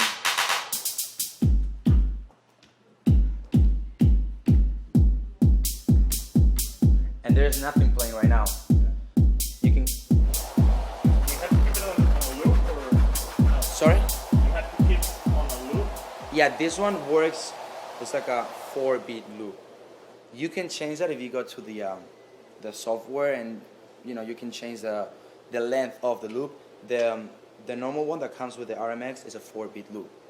So just pa pa pa pa. No, but when you're playing a song, Yeah. Yeah. Good? Cool, Yeah. fine. when you're playing a song, you have to make a loop to put the effects, or you can just let the song go. No, you can play totally live. no, you can totally let it go. I just made a loop so you can see better, so the track doesn't play all the time. But the track is playing right now.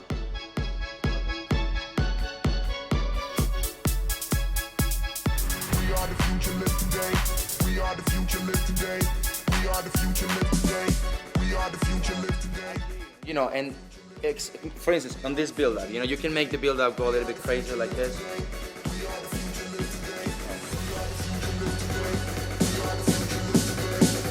That snare drum is from here.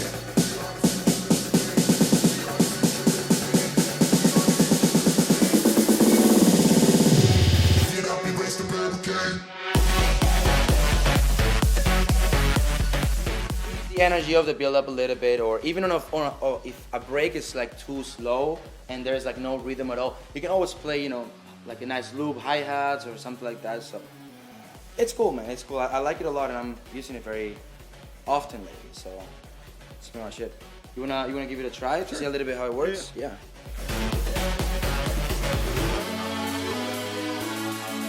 So feel free to do anything. There's drums here. Those are the drums, right? Effects here, the echo noise.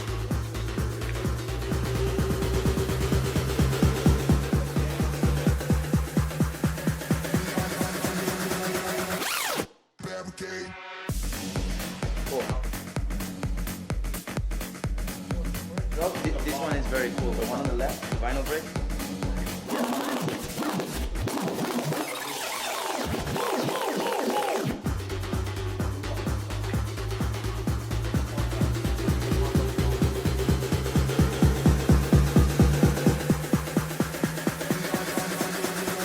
Get up, erase the barricade.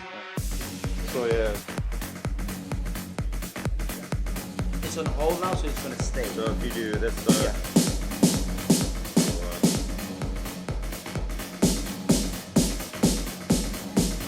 You can also, you know, put it louder. If you go left and right.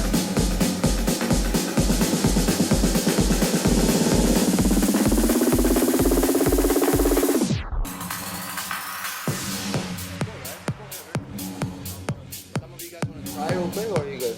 Yeah, go ahead. Let me just put the track a little bit.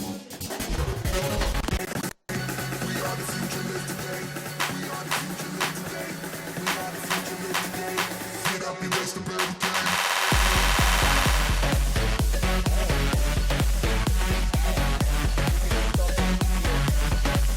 Again.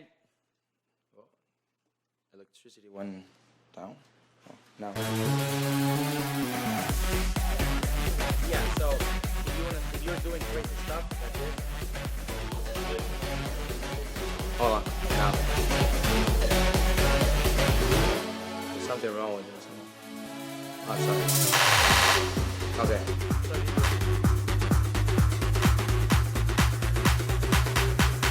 You can go like, you stop it there. All yours.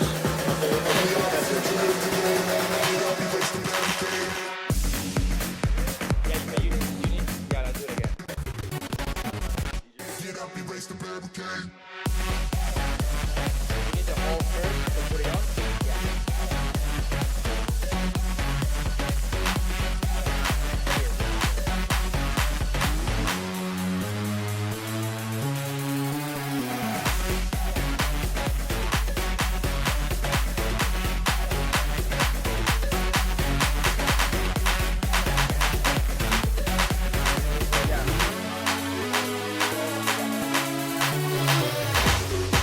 See, now I got this done.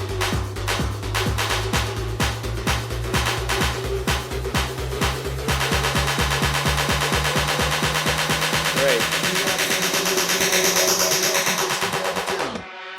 Good. Good. So that's it pretty much for this this little thing here. If you guys have any questions about this or mixing or the CDJs, whatever, yeah. I think I've seen on YouTube, I might be mistaken, but I'm pretty sure I've seen Carl Cox talking to the speaker when he had this on, and then it recorded his vocals. You can't do that, Yeah. but I've never ever done it. I'm sorry, man. I've also seen James Zamboya. Yeah. I've seen that video as well. I've seen that video as well. They do it live. They don't do it through the software. Yeah. That's true. Yeah.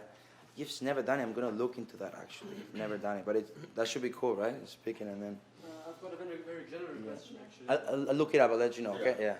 Yeah, man. Do you recommend buying CDJs as to practice because they cost like I don't know? Yeah. Yeah, it's a little expensive. Yeah. Complete set Like CDJs instead of something else. Or? Yeah, I have a Pioneer DJ SX2, but it's like a MIDI controller. Yeah. And you cannot do the stuff you did here. So. Yeah, definitely. The problem with those controllers is you're like you depend on a laptop, and the laptop there's always, in my opinion, always problems. If you don't have the laptop, you can't mix. There's always problems with the quantize and the tempo. I recommend CDJs over absolutely anything.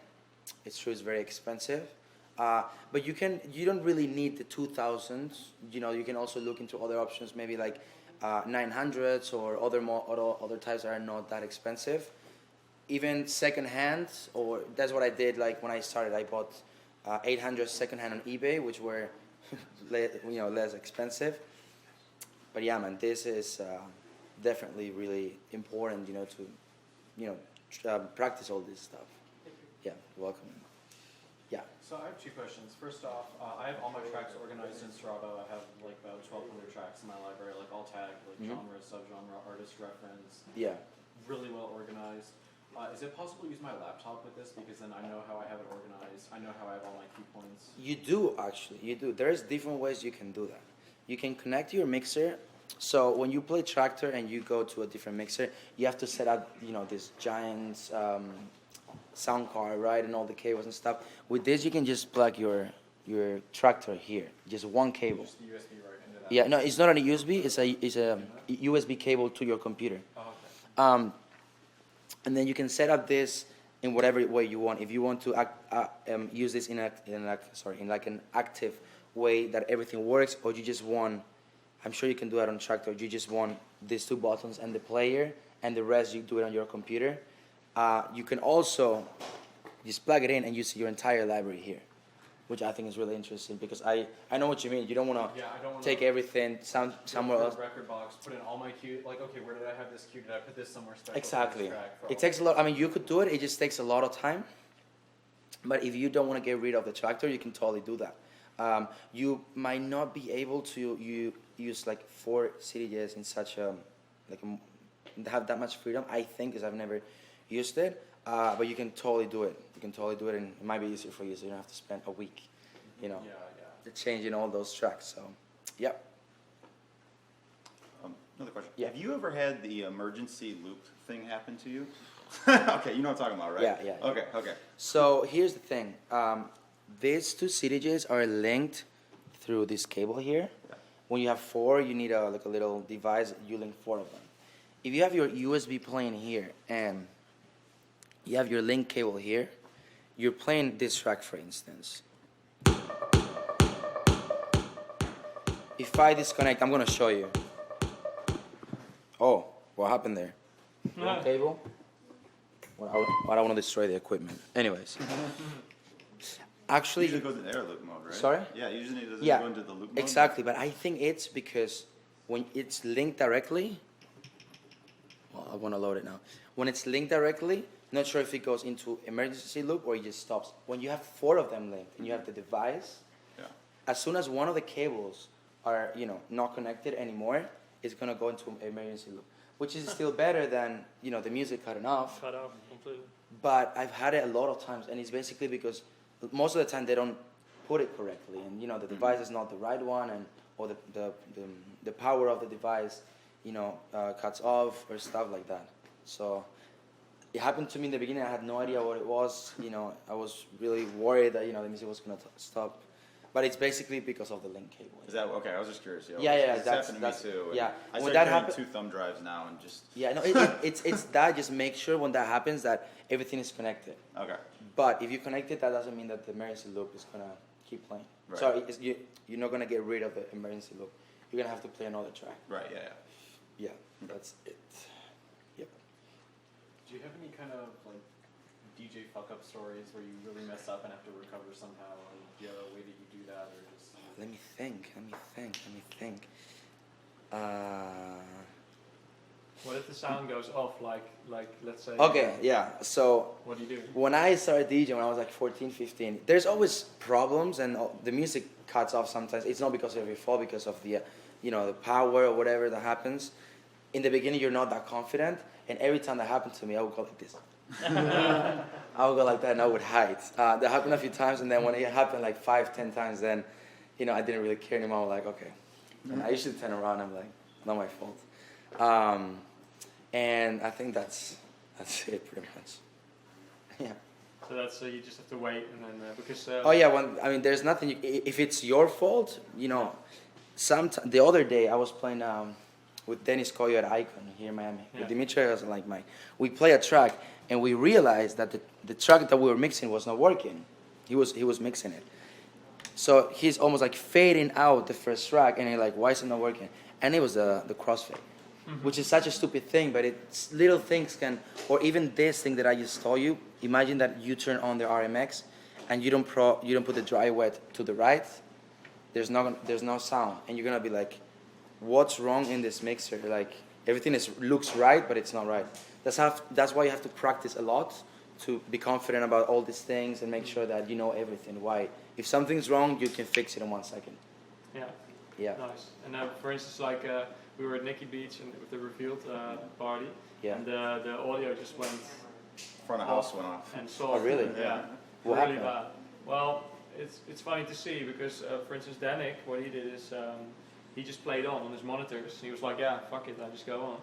But Hardwell was like, fuck this shit, and he just stopped. Of you know? course, that So happened to me. What's your opinion on that? Because I can well imagine that you'd be so pissed off that Yeah. you think, fuck this. No. That happened to me when I was playing at Live Miami. I was playing and the monitors are so loud, and I love loud monitors. Yeah. I love them. Like my ears hate it, but I love it. So I was playing. The monitors were like blasting really loud, and then the music cut off because of fire marshals came in, too many people, whatever. And I didn't realize that they cut the music. So Yeah. I was in the booth, like going crazy, Yeah. and there was just no sound. And at some point, I'm like, okay, people are not dancing like this. Something must be wrong. And I'm like, I was gonna talk to my tour manager. I turned them off. I'm like, okay, now I know why they're not moving. That's why since that happened, I try to turn them up and down quite often. Not just leave them on the whole time. Also, it's better for your ears not to have your monitors that loud all the time. Just try to, if Do you wear hearing protection? I should, but I am the messiest guy on the planet and I lose them all the time. So I decided not to wear them. I will eventually, again, but right now I'm not wearing. But I recommend wearing earplugs for sure. Okay. Yeah, and that's it when it comes to the monitors, because if the at festivals the sound system, the monitors are in front of you, maybe 20 meters in front of you, Yeah. so you can't really hear it that well. The crowd does, but you don't really hear the bass that much. You only hear the monitors. It's hard to make a beat match like that, right? If you don't have the monitors, you can. I mean, headphones, but It's not going to be enough. no, definitely not. You need the monitors. But if the music cuts off on the main sound, and you really can hear on the monitors, that's why it's important to play around with that a little bit. Yeah. Cool. Yeah. More questions? Do you ever get sick of DJing? Good question. No, not at all. The reason why I don't get tired of it is because, first of all, I'm really passionate about it, Yeah. and I've done it for a lot of years. And Yeah. second, I work a lot on trying to find new stuff, new Yeah. songs to play. If I would have the same playlist for a year, I'll be like, I don't want to Yeah. do it anymore. It's tired playing. It's boring playing the same stuff all over, again and again. So I try to look for new music constantly. That's really cool, and you like it more when you have 50 new songs to play at a show. I like this one, and so that's the reason why I like it a lot. And stuff like the RMX, incorporating those things to your set, trying new stuff, new technology, stuff like that, is really interesting, and you don't get tired of it. Yeah, exactly. Yeah. So how do you approach preparing your sets? Do you have certain tracks already you're going to use as an intro, or do you just see what Yeah. you know? I can show you a little bit how I have my stuff organized in the Yeah. CDs if you guys want to have a look. Basically, I have, let's say, a few main folders. Okay, so let's say that Miami is not here because this was just new stuff for this week. But I have histories, which basically means all my sets, I put them on a folder. So the other day I played at set, Maximize Pool Party, this show, whatever. So I mean, I only have the 30 more recent ones. The other ones I usually delete them. So I'm like, okay, I'll play a pool party. So I liked what I played, and I play a pool party maybe in 2 weeks. So maybe there's a few songs I want to play, and I know where they are. These are my histories, and then from here I have bang. It's a bit harder stuff, not edited at all. No mashups, no edits, nothing. Just tracks that I download. I get the promos, or I buy them, whatever. And they're just right here, and I have my my hot cues, everything set up. I divide these folders by 1, 2, 3, 4. This is only from 2016. I don't want 200 songs in a folder because you can't find it. You need to organize that a bit better, and then a bit more housey stuff. So is that by month then? Is that why?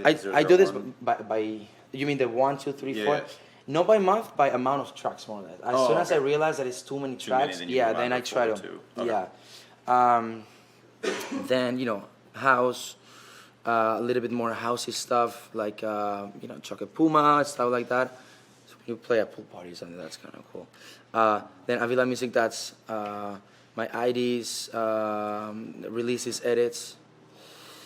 Extras, which basically is acapellas. I have a few tools. I have quite a lot of acapellas here. And then what I do, A lot. I have a lot of random folders from shows that I played before. I put like maybe 100 tracks. I'm playing at Webster Hall in New York, so I put 100 tracks that I want to play, and I keep that folder because it's. I remember more or less what I played, so I keep those tracks over there. Played 8-hour set in Germany, and I prepare some stuff. Some stuff that I want to play in the beginning, in the end. And this is also good advice when you're playing long sets. I do that quite a lot, and you want to pretty much take a journey in your set. Try to prepare a little bit, not every song, but how you're gonna make those steps. Few tracks that are gonna take from playing like more deep house, chill kind of stuff to a bit more energetic. You're gonna make that step, and then once you're there, you feel more comfortable. You know what to do. If you want to play more energetic tech house, then there. Not this is more talking about like tech house, underground music kind of stuff. That's what I do all the time. And this I have all my music from 2015, 13, 12, and that's it pretty much. That's how I organize it. It has to be very personal. You need to know what you're doing, what your tracks are, because if I want to play a song and I only have 30 minutes to choose it, I know where it is. So don't copy what I do. Just try to be comfortable with the way you organize your stuff. You also have I have my stories here, which are saved anyways. So in case I don't put them on my playlist from my histories, they're gonna be there. And search, I use it quite often when maybe I don't find a track, I don't really know where it is. You go like beep beep beep beep, and that's it. Which on the new CDJs, instead of going like this, which sometimes you can do it wrong. You have a screen where you can just go like this, like a computer, which I think is very useful. And that's I think that's pretty much it for this topic. Labeled in your tracks as you play? Yeah. So if let's go to, for instance, house. Okay.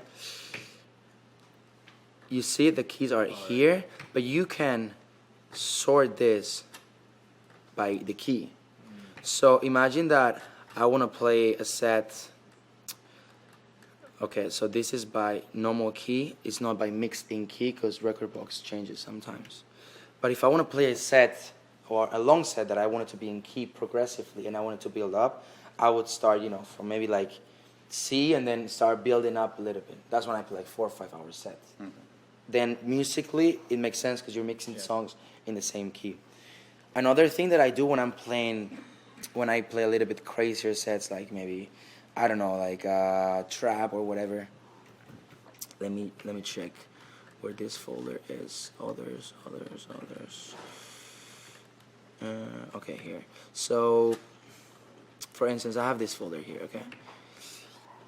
Like this kind of music goes from like 100 BPM to 180. If you play drum and bass, like 190 even. So the way I do this, I try to sort this by BPM. So you have your BPM here. So you more or less know, okay, this is around 140, 145. So you can mix around there. This is more like a hip hop way of DJing, very fast, right?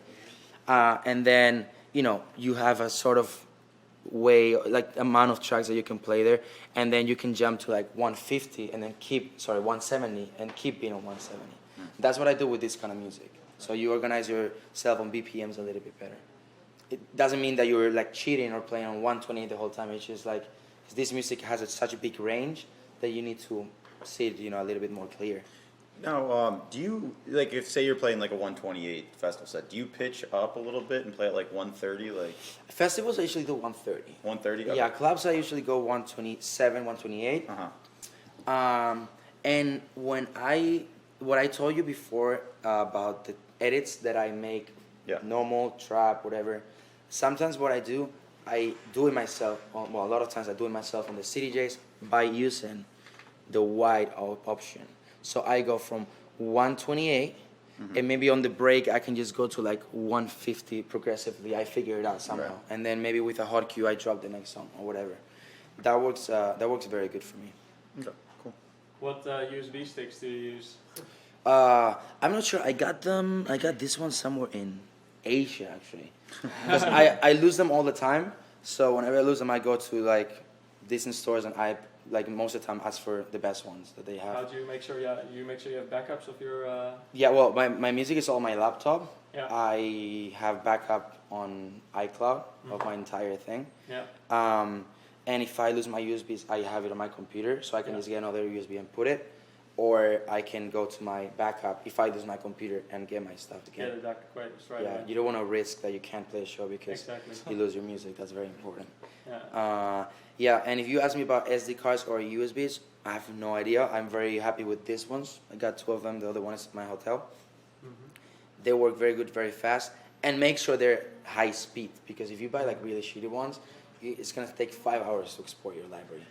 This one takes literally 5 minutes to export like, I don't know, 10,000 tracks. Yeah. So It's nice. yeah, so yeah, that's how I do it. Cool. And the record box is the only software that is going to be working with this kind of screen, or this? The what? Sorry, the record box. Yeah. Record box. It's the only software, yeah, because both are from Pioneer, and basically a lot of people. I have a lot of friends that don't use record box, and I'm like, man, that's cool, but you're missing so many features, because when you edit a song on record box, you have first of all the wave, which I think is super important. If you don't really see it, it's like going back to 20 years playing on vinyl, kind of, you know, because you don't really. And right now, it's very useful to see what you're, you know, the whole wave of the track. You can do your hard cues, which basically I can just go like. Hold on, it's not playing the main sound. Maybe the effect. You see? No, Yeah, this. the RMX, Okay, yeah. yeah. That happens. Because you showed how to do it all. You see, I can go from here.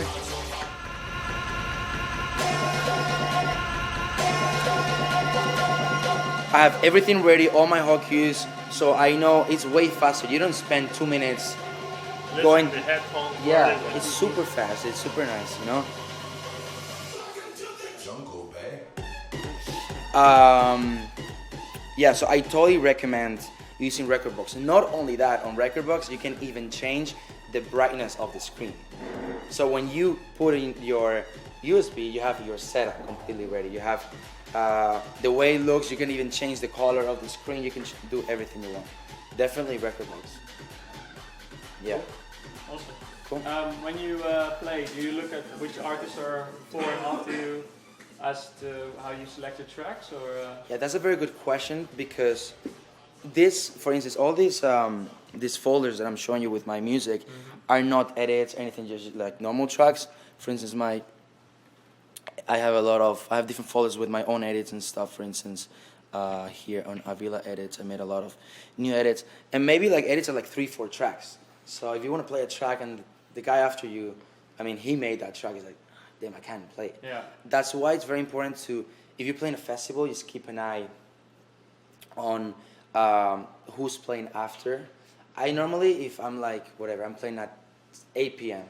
and someone plays at 7 a.m., that doesn't really matter if you play like song, that's the way I say it. Yeah. But if it's right after you, you have to respect, you know, that you can't really play their stuff. Yeah. So I keep an eye on my playlist, you know, I'm like, okay, I'm not going to play this song, then I prepare in a different way. Yeah. Yeah. And do you prepare your intro on beforehand? For instance, Intro, or? I have a lot of intros, and I usually make, I'm not going to say I make an intro for every show, but I adapt my intros very much with, I usually like an intro that has like a cinematic kind of way in the beginning, and then the drop maybe is one of my tracks, something like that. But I change it like very, very often. Yeah. So when you get in, you listen to what's going on, what light there is. That as well. So I usually try to prepare for the show. Yeah. But if I see that it doesn't fit, or if I don't know, I think it's too hard or whatever, then I have a folder with intros that, okay, I'm gonna play this one. Yeah. So normally intro, I have it ready. Second track, normally have no idea what I'm gonna play. Okay. I just, you know. And do you like, obviously some tracks work better than others. Do you like just remember that, or how do you approach that? Because I can imagine that you have like certain secret bangers that are always going to work. Yeah, or that's true. The thing is that I don't prepare too much. I like to improvise a little bit. So there's tracks that work better maybe at a festival, or for instance, the other day I played a set and I played like 80% hip hop and trap and stuff like that. Maybe I don't play that at a festival or stuff like that. So it's all about, you know, you have to improvise, prepare a little bit, know where your stuff is, your edits, your weapons, you know, everything. So that's pretty much how I do it. How do you approach then? Obviously, you come into a club and there's different vibe going on. So maybe they're already going crazy. Yeah, that's what, why. What would you do in that scenario where the energy is already really high? What do you build it down or? How do you So work? I have histories playlist on my USB. So Yeah. I only the recent ones. I don't want to go back to 2012. You know. So if you know I'm at a club there, it's like more housey. I cannot play that hard, whatever. Yeah. I like starting kind of hard, so there's a difference. Yeah.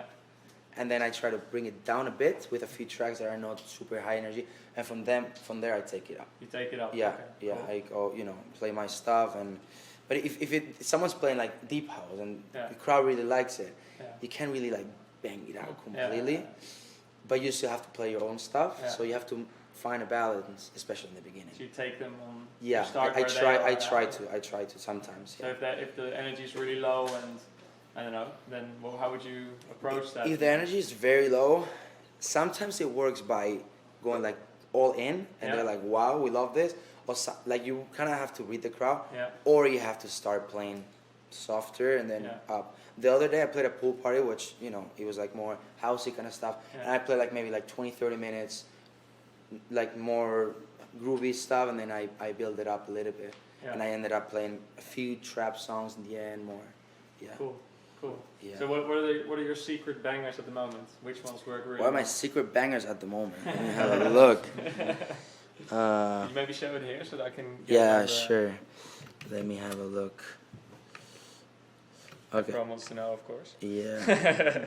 Okay. I love this track. It's not what I usually play. Yeah. It's not what I This should one play. catches me all the time too. I don't know why I don't play trap at all, but Yeah, I like this but- track. This goes all the time at house parties. It's I play- crazy. You like it, I eh? play this every single house party.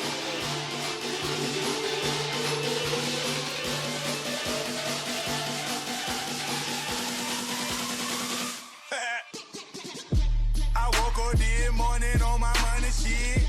Grab my sack, hit the streets, I'm on some other shit. Hey, but I love this track a lot. I'm closing my sets with this one. I'm saucing on you. I'm swagging, oh. I'm ballin', I've a song on you. Watch out, yeah. I smash out, I'm swagging. The ring I never won, I won.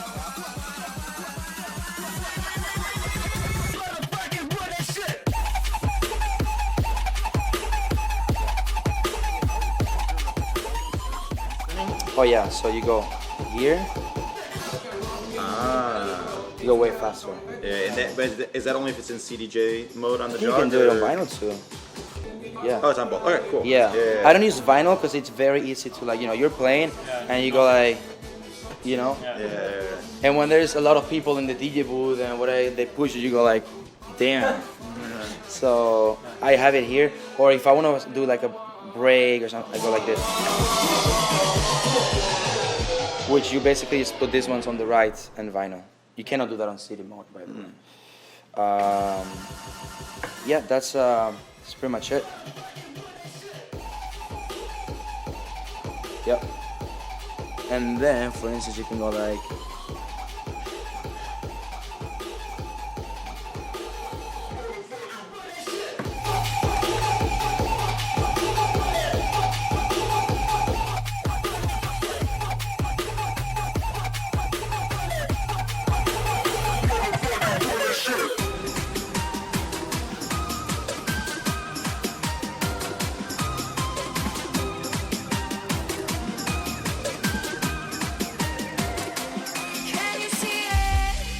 You see that I use the echo?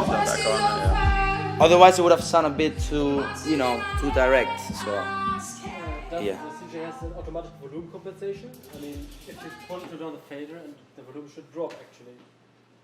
What do you mean? There was the reverb effect. Yeah, you so I use the echo, so this volume stays. It doesn't stop that hard. You know, you still have a bit of tail, but obviously if you go like this, the volume is gonna go down as well. Yeah. Good question. Yeah. Yeah, so really great question here. So what advice would you give aspiring DJ producers? Because like a lot of guys really want to be DJing the gigs Yeah. that you're doing too. Well, how would you, how did you approach getting where you are now? Yeah. When I started, I'm 20 right now. Mhm. When I started when I was 14, it was way different. First of all, there were not that many DJs, not at all. The scene wasn't that packed. Mhm. And it was more about the art of DJing. So basically, if you were a good DJ, you would eventually, you know, play shows and stuff like that. Right now, the scene changed like completely. Mhm. So if you're a good DJ and you're a good producer, you have like a nice package there. My advice that I always give is very important to work on your music, but it's more important to be focused, because it's not like people think that it's about partying and this and that, and it really isn't. You really have to, like, I spend a lot of time on my computer working the whole time, and the more time you spend working on music, on your edits, on preparing or surprising people, using new technology, new stuff, you're gonna do better. You're gonna improve, and then that is gonna be reflected on everything, your sets, everything. Even if like you're not good at doing interviews, try to learn how to be good at interviews. If you're kind of shy at photo shootings or videos or whatever, try to improve that. Try to improve everything that you can do. Or if you're not good at doing radio, because eventually you're gonna have to do radio, just try to talk to your mom on a microphone, thinking that she's doing an interview for you. Stuff like that. I think that really helps. Cool. You know. Because like, that's a good tip. Because for instance, like since like I would say 4 years, it's now a trend to grab the mic as a DJ. It didn't used to be. So that's something Very probably. true. Very true. Very true. Yeah. And in the beginning, I never grabbed the mic. Never. Yeah. I was very shy. Yeah. The first time I did it, I went like one of those. I was like, I'm not doing that ever again. Yeah. It's normal. If you are not good at taking them, I mean, some people don't take the mic and it's fine, but I think it helps, right? Yeah. So if you're not good, try to practice at home. Yeah. Maybe even get a teacher or something, like a singing teacher, whatever. Like there's so many things that you can do to improve and learn that it's really important to be focused and do that, you know? Yeah. Cool. I've got another question. Yeah. Just for me, actually, I think I'm the only one having the problem because I've never had a gig yet. Yeah. I want to start to go to the scene because actually my productions are not the worst, but I have never played show anything. Okay. So how do you approach that to get into the scene? Well, get the first show. You mean get a gig? Yeah. Yeah. Well, the first show I ever played was a birthday party from one of my friends, like in a garden thing. So you don't want to if you have a chance to play like a really, really good show, I wouldn't take it, because you need to feel comfortable. You need to feel safe, kind of. So if it's like your friend's birthday, try to go there and just play for a bit and just, have fun. And then next time, just do that a few times. And then if you have a chance, or you can try to ask for favors, or, even ask if you can play at a bar even, just to train, practice.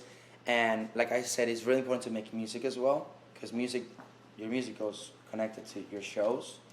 And that's basically it, but it's really important to feel safe. So if you maybe get a chance to play at a club with a lot of people and you don't really feel that comfortable, just better wait a bit, and just do it when you feel more comfortable. Cool. Awesome. Thanks. Yeah. Okay, so what, obviously I think a good question is, these guys, they want also you to DJ their mashups and tracks. How could they, what are you looking for, and how can they reach you, Because I'm sure I have a looking for promo. I have a cool promo edits, email, right? which I try to check as much as possible. Yeah. All the stuff that I like, I always play it on my radio show, and I try to play it also on my sets if I really like it. I check it quite often. I'll give my promo email of it, or it's DannyAvilaPromo@gmail.com. Okay, Danny Avila promo. Yeah, that's all attached. Huh? Just no hyphens or dots or. What? He's saying no, just Danny Avila Danny Avila, promo. Yeah, No promo. hyphens, one DannyAvilaPromo@gmail.com. Yeah. Okay. That's my yeah. Thank you. Yeah, Thanks. that's my promo email. It's very important, not just for me, but for everyone in the industry. When you say promos to people, don't send a text like this. Yeah. Because they're not gonna read it. Most of the people don't have time. It's better. Hi, my name is this. This is my new track. A link. I prefer SoundCloud. with a download link, and let me know if you like it. Something like that, easy. You know, you send a track, and then instead of like a whole thing, because a lot of people are just gonna skip that. Yeah. So that's what I prefer. When I see an email, like I check it right away most of the time. You know. Can you do Cool. promo? Awesome. Promo, right? Yeah, Not promos. yeah. Promo. What kind Promo. of, No yeah. S. Do you have any tips? I mean, you must receive lots of mashups and edits. What's good? What do people do wrong, and what are you looking for? A lot of the time when a lot of mashups just don't sound right. Like the idea is good, but don't sound right. So it's very important that you send the final thing. Like don't, or even a track. When they send a track, what do you think? It's like almost done. Don't send that. You know, just make sure it sounds good. And also, if you don't really think it's that great, don't send it out. Yeah. You know, so I don't know. I've had a lot. Sometimes I receive really amazing mashups that I play all the time. I also get some really bad ones as well. But yeah, I mean, just try to make sure that it's good. Cool. Do you think it's important to get your tracks and mashups DJ'd for your own career? Not really, because it's not about making mashup. It's more about making music. It's more about your sets, like all the stuff that I have. No one has it. No one has those edits. It's something mine. My edits and my stuff. But if you make cool edits and people play, it's obviously a good thing. Yeah. It's obviously a good thing. Yeah. Cool. Thanks. Let's see. Have you guys got any more questions? Someone asked me before about how to do the create on record box. What? Oh yeah, cool. Yes. I can tell you, but it's on my computer. My laptop's over Yeah, here. I yeah, think I have it. yeah. I'll grab it. Yeah, bring it out. Let's see how to do that. Cool. Yeah. I have another question.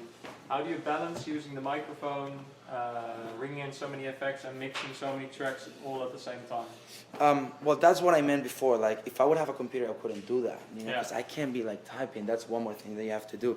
So it's a lot of things. That's why you have to be comfortable with all the mixing and everything you do. Because if you don't feel comfortable, it's very easy to not do it right. Yeah. But yeah, I mean, I'm just used to it. I don't grab the mic too much, just once in a while. Yeah. I'm very confident with my equipment, with where my music is, and that's the most important thing. Also preparation and feeling comfortable. Very much, yeah. Important. Not really preparation about what you're gonna play, Yeah. but the organizing and Yeah, it's like libraries. Yeah, getting that's it very all ready for yeah. the magic to happen. Yeah. So, can we get this on camera? Yeah, of course, yeah. Okay. Excuse me. So basically, if you want to have what song is this? Okay, let's choose. Okay, so this track, if you want to put the cue points, normally you would do it manually, right, and try to find. Exactly. So what I do, I go to 8 bars and go here, and it takes exactly to the point. Ooh, that's cool. So you go exactly from the right, like 8 bars. Memory, right? Exactly. So what I do, hold on, I go to the first one like this, right, press Q, and save it, and you can do it really fast, like. C is Q. No, C is Q, and then you memorize it. So it's like quick, these fast Boom, boom, boom, things. It's so fast, man. It helps a lot. It helps. And then a that's lot. putting the little red marks. Sorry. Is that then the red Yeah, marks? yeah. Yeah, that's the red marks Yeah, across it's the the red marks. But you can also do, instead of red marks, hotkeys. Right, yeah. But I was just, and then Yeah. those are the green ones. then, Exactly. yeah. Those are the hotkeys. The hotkeys, yeah. Yeah. That's right. How many cue points do you get in record box? A lot, man. A lot. If I go to my play, like on this kind of music, maybe like 3, 4, 5. But if I go to like my techie kind of playlist, where is it? Sorry. Yeah, no worries, man. For instance, look how many I have here. Oh, wow. Or even I have 2 only here, but I have a lot. And so do you get the first 3 on here, or how does that? No, I usually don't do hotkeys for like the mixing things. I use hotkeys for when there's cool parts of the track, like a vocal that I want to drop like this. Or sometimes I do it, but not all the time. This one, if I want to skip directly to this part, I just go like this. But it's just like for the structure. If I think this is too long, this helps me out a lot to just jump and start mixing from here. Yeah. That's why I have a lot of them. Straight as fuck. Yeah. Yeah. So yeah, that's pretty much it. Any more questions about these things? Oh, it's good. Clear. Music from Huh? You should search for it in Beatport or. Yeah, on Beatport, if you download the app, you can set up that every time an artist releases a song, it lets you know on your feed. That's very helpful. So you can just select, okay, I like 80 guys. This, my favorite producers, and every time they release a song, it pops up on your thing. I check out a lot of track lists from DJs. There's this website called 1001 Track List where you can check what they play. There's a lot of IDs as well that people, tracks that no one knows, but that helps a lot. No, I'm good, thanks. Yeah. And then from there, SoundCloud is a good platform where you can find songs that I always find new stuff. What they discover is so good, and no one really plays it. So that's it. Sometimes I check a few blogs. I don't really do that much. I used to do it in the beginning, but yeah, that's. So you built your library from years ago. Sorry? You built your library years ago. For years. Yeah. Because I see a lot of house tracks which are really good, and actually I wonder where you could get that on other from. You mean that I play now, or no, that you have in the library here. that I play now or from before? I still have my library from like 2010, and I organize it by years pretty much. So I do keep my library. Yeah. So how often would you play an old track? Are there some tracks like from 2010 that you think, let's drop it? Yeah, I'm very careful with that. I try not to play that much old stuff. When it comes to like house music and more techy stuff like that, you can go back to some years ago because there's a lot of tracks that no one knows. Yeah. But you can't play a Calvin Harris song from 2009. I think it's too old, and you need to, play fresh music kind of. So cool. Yeah.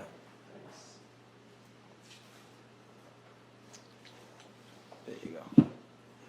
I brought some USBs for you guys. We made a pack with 15 of my edits. So that's all for you. Thank you. Yeah. Cool. Thank you. Okay. Yeah. What do you recommend, like if you're just starting to DJ, to mainly focus on, like transitions or learning your effects? What would you? It's like a little bit of everything. It's really important. I think the first thing you have to do is to feel comfortable with the mixing and beat matching. Nowadays it's really easy because you see the tempo. When I started, it was way more difficult because you couldn't really see the BPM.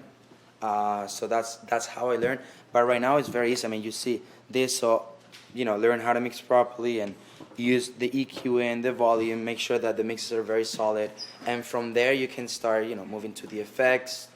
And when you know everything, maybe you can even start trying to use third CDs with acapellas and stuff like that. So little by little, but definitely the mixing. Like you need to, mix is very solid. Yeah. That's right. So you use 4 CDJs, right? I have it on my writer, 4 CDJs. I'm not with 4 CDJs all the time. Okay. But I do mix with 4 sometimes. Do you usually work like I've seen a lot of guys work like left to right and kind of go in a circle? Like No, you don't do that. It can be like 2, 4, 3, 4, 1. It doesn't matter. Yeah, Okay, doesn't yeah. matter. I try to keep the left one for acapellas. Okay. I try to keep that one, but a lot of times you can't really keep in order. It's just like whatever you feel like playing, Yeah. Yeah. So. No, yeah, I saw Tiesto do that at like Hakkasan a lot too. But he does? works in a circle. Okay. Yeah, at least when I was there, I saw him. Yeah. And he was like, because he was like 3 tracks down, and he just kept working like this. Yeah. And going in a circle. I never realized though. Yeah, I didn't either. Yeah. And then they were showing the DJ booth at Hakkasan, and I was watching him, and I was like, oh, okay, I guess that's how he does it. So I was just curious, if other that's guys cool. do that. Because I don't do that either. So I Yeah. was like, No, I just go where I feel like playing pretty But I much. think with this one, you can play like 4 decks even if you don't have them, right? Sorry? You can put like, you can play 4 decks in 2 decks, correct? You can play. I mean, if you can even play with not 1 because you cannot mix, but 2, 3, 4. Is that what you mean, or? I think it means you can switch the deck on one deck. Yeah, And virtually. Like for example, that would be B and D. Yeah, you can put this one on 4. Is that what you mean? yeah. Yeah. So this one is number 3 now. You go this, you put it in. you 4. can't put it on 3 and 4. You can. So you can even put this one, the 4. We can put it on 1. You can put them in whichever order you want. No, I know, but You're saying that you want this one to control both of these, kind of like how Serato would right, do? yes. Right. Like I don't. that one is going to be, let's say, 3 and 4, and this is going to be 1 and 2. Oh. No. If you're playing with CDJs, you can't do that.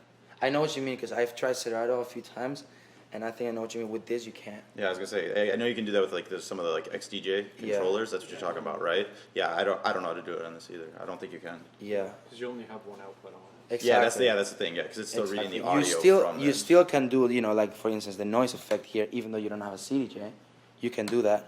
But you do need the CDJs actually. Yeah, right. Yeah. Cool. Yeah. Guys, questions? Do you take this on the road with you, or do you have this when you come to the club? No, I don't take it with me. It's not like a rock band. Set it right here. Yeah. I have it on the rider. Like most of the clubs or festivals that I play, they're really prepared for it. The only thing they don't usually have is the RMX. So normally either they rent it, or if they can, I'm like, okay, it's fine. I'm not gonna say I'm not playing because I don't have it. It's fine. But they do have the equipment.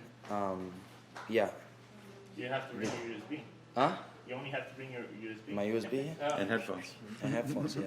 Which is easier, you know, like when I used to play with CDs, I wasn't on the road at all. I was just playing in one place. If I would have had to travel with my CDs and burn CDs, and it's really impossible. It like the creativity level is like zero. Yeah, even like vinyl too. Like I started on vinyl, and it was like carrying crates of records to friends' houses to play parties on 1200s, and it was just like now it's like insane. You're like and your bag suffers a lot. Oh yeah.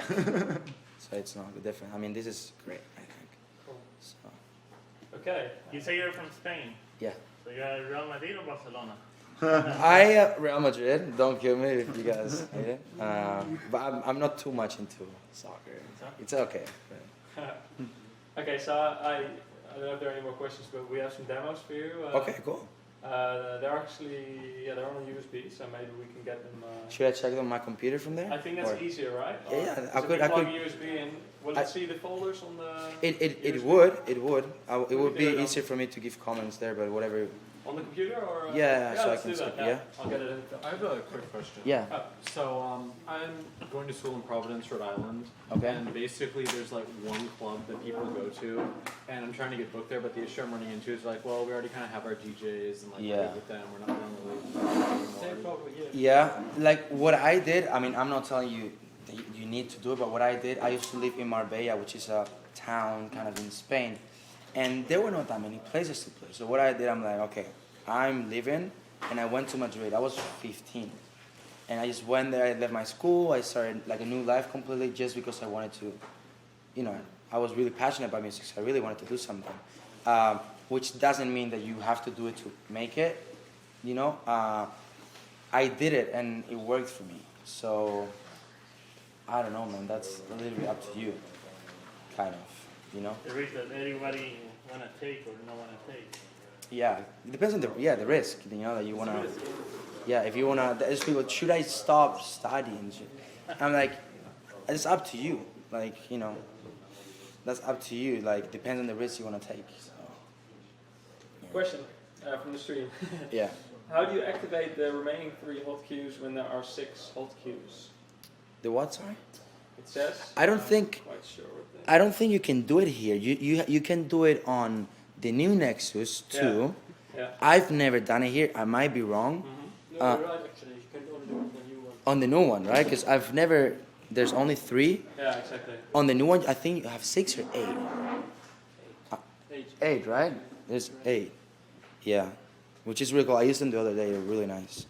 Cool. Yeah. Do you use the EQs on your mixer for anything other than bass switches and stuff? Yeah, definitely. Do you adjust like the frequencies on certain tracks if needed, or? Definitely. When I'm mixing 2 tracks, if I'm playing like a little bit more electro progressive kind of stuff, I play with the mids a lot, because imagine I'm playing a track here, and I'm mixing the one on the first CDJ. But imagine that this is like this. I want to switch the bass, but I also want to make sure that this has more power kind of than the other one. So I sometimes go like this a little bit, or maybe this a little bit, or you can play with this. I don't need to touch this as much. But you have to have like 6 hands. Yeah, I mean you don't do it. You don't do it everything at once. So maybe I would switch the bass first, and then progressively maybe I change a little bit this, so it starts fading out. And also with the vocals, I play with this a lot, because you know maybe there's too much bass kind of stuff that you don't want, or it needs more highs or more gain. Then I play a lot with that. Cool. Yeah. So Do you use the filters to mix? Or? A lot. Like they were asking me before Let's if. say just for the transitions and not for the effects. Yeah, a lot. I don't do the bass switching all the time. Sometimes what I do, I leave both bass up, Yeah. and I would put the filter instead. Yeah. So it's basically like there's no low, but there's still a bit of body in the track. You know what I told you guys before? Instead of doing like this, it's better to go like this. I do it better. So it depends. You can do it both ways, but. Yeah. So you keep both bases in the middle, and Yeah, we just exactly. use I can the filter. I can teach you real quick so you can see it. Okay. So imagine we have.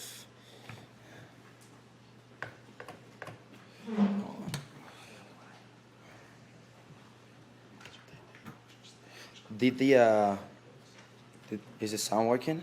I'm not doing anything bad. Oh yeah, I just switched the sound. But Yeah. I need to switch it back. Moment. Yeah, no worries. So let me just choose a track.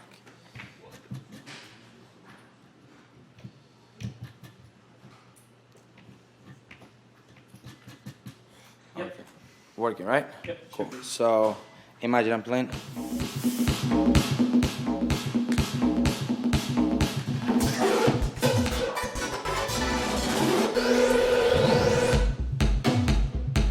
Okay, so I'm gonna tell you how I mix without the bass changing, but the filter, okay?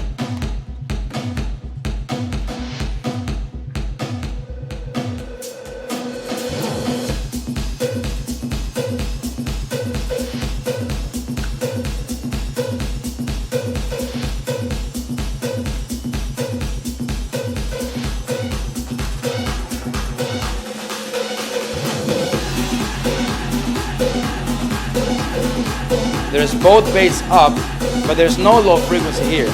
So it would be similar to do this. But there's more body here, I think. You know? Yeah. You can try whichever. I don't do one all the time. I try to use both, so. Cool. Yeah. Thanks. Should we check out the promos? Yeah, let's do it. Great.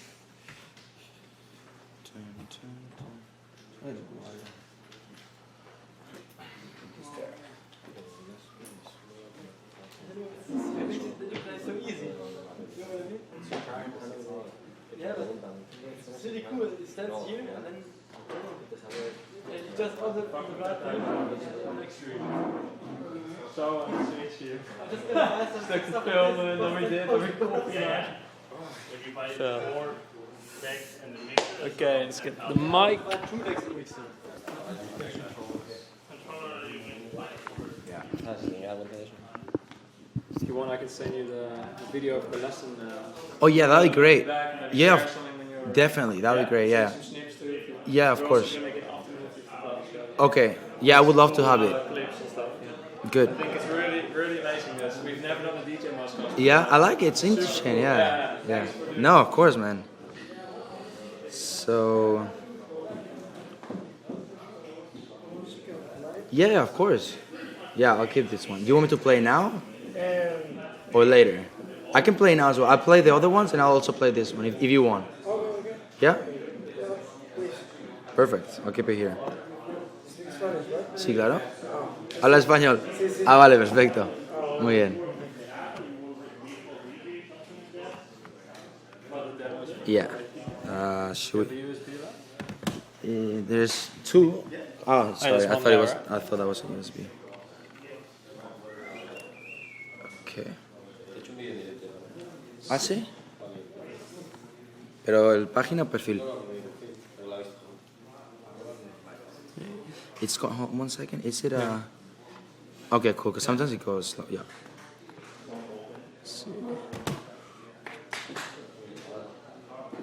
There you go. If you're interested in the other demos, you can also copy them. Oh yeah, yeah, it'd be great. Yeah. I asked not for people from every class to do it, so Cool. it's going to be a lot of demos. Yeah. But maybe there's something you like. Yeah, of course. So basically, you want me to give my opinion of what I would change? Yeah, if you would, I think if you would, what you would change, if you would play it or not, and why not. Okay. What you're looking for. Okay. I think a lot of guys here really want to get their tracks out, obviously, because it's great marketing for their DJing. Yeah, I think, definitely. It's really important to get Well, I think Definitely. they know that. So. Okay, cool. Yeah.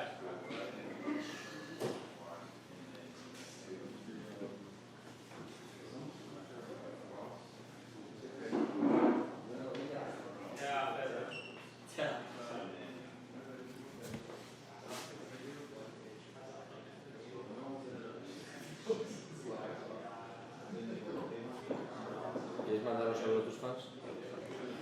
Hola chicos, bueno, quiero mandar un saludo a mis fans de Electro Latino. A ver.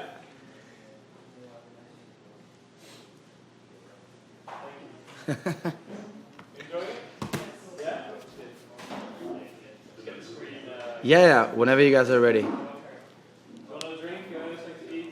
I'm good for now. Yeah, I just have water. Yeah, thanks, man. Oh yeah? Oh, cool.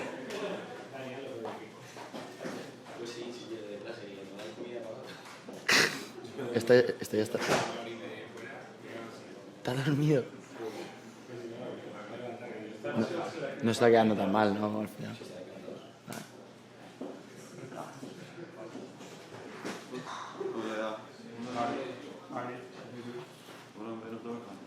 Dan gaan nu demo's doen. Oh, zo bedoel je. Ja, nee, dat is wel gedaan. Ja.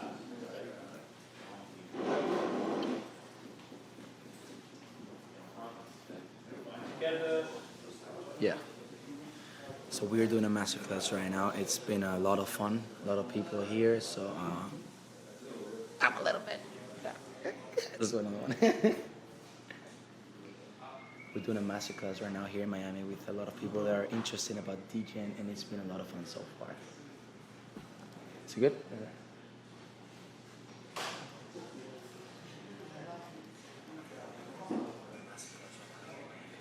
Good. I looked at. Are we ready? Is the screen working? Yeah? Cool.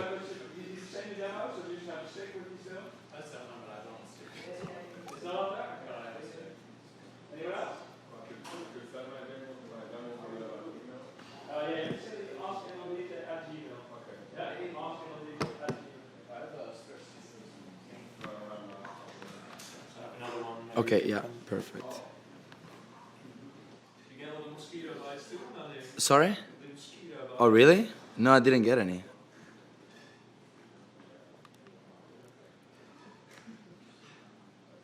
Hold on, because by accident I put the full screen, and I don't know. Oh, I got it. I got it. Yeah.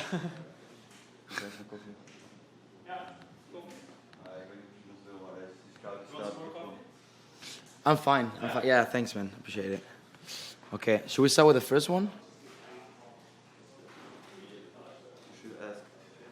You can ask like the audience from who is this? Sorry? You can just ask the audience from who is this, and Okay. I put up their Yeah. hands. Who's the first one? Some calling. Some Kaolin?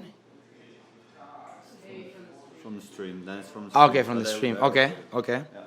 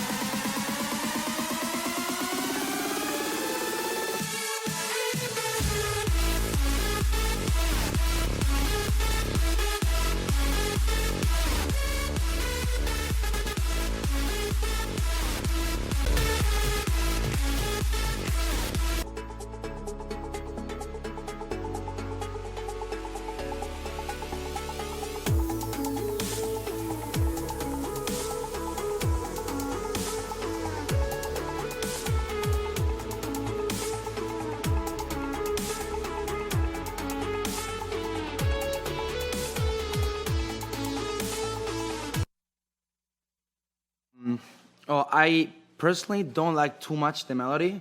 I like the idea, like type of progressive house melodic kind of stuff. Um, I don't like the mid bass on the drop too much. I think the sound could, I don't know. I think the sound could be a little bit different. And the main lip on the drop, it sounds like a cheap Nexus kind of preset. So I would try to work a little bit on that to make it a little bit more unique. The idea is good. It has a nice energy. The drums on the intro sounds good. And also the drums on the second break, like a cheap dubstep kind of thing. I would try to work more in, try to, work on the percussion and more, put a bit of more work in it, because a normal kick with a snare, it might sound a bit too simple. But it's cool. It's cool. It just needs a bit of more work and maybe work a little bit more on the sounds. Let's go to the second one.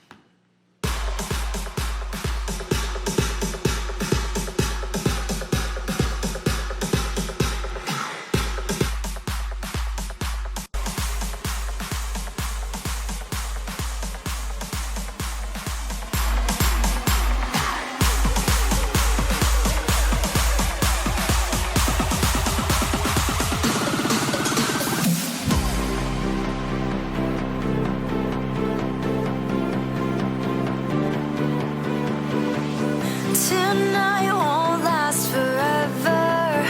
Don't leave me waiting all alone. I'm lost in frozen moments.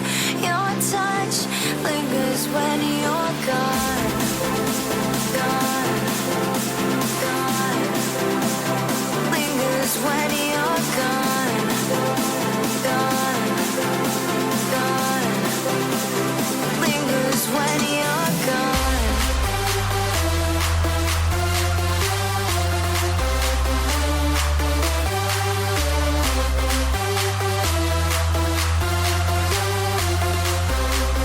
Lingers when you're gone, gone, gone, gone,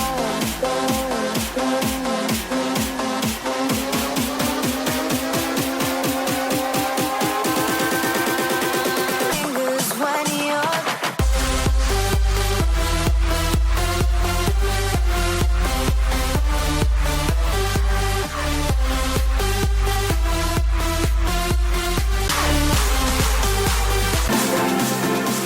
Touch lingers when you're gone.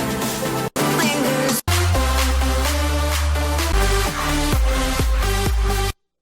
Okay, basically the main thing that I don't really like of this one is the melody. The vocal is okay. It's definitely the melody. The melody, it's not. I mean, it needs to a bit of more work. I would say. It's again like it's a bit similar to the one before. It's a nice idea, but the melody sounds a bit cheesy in my opinion for my own taste. Not to be rude or anything.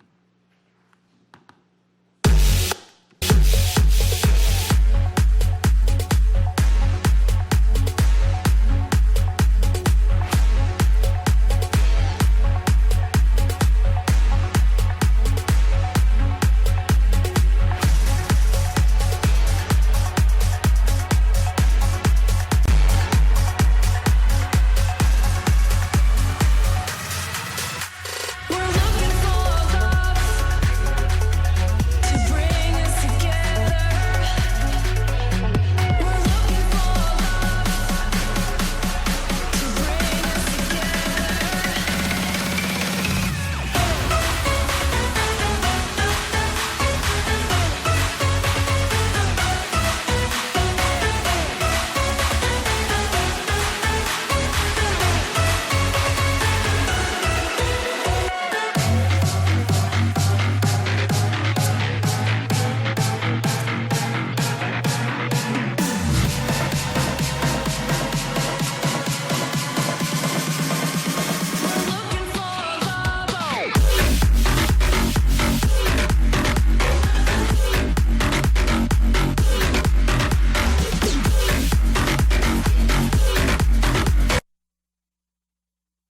check this on an analyzer because I think the bass, I can't really hear on these speakers, but I think it sounds a bit distorted on the low.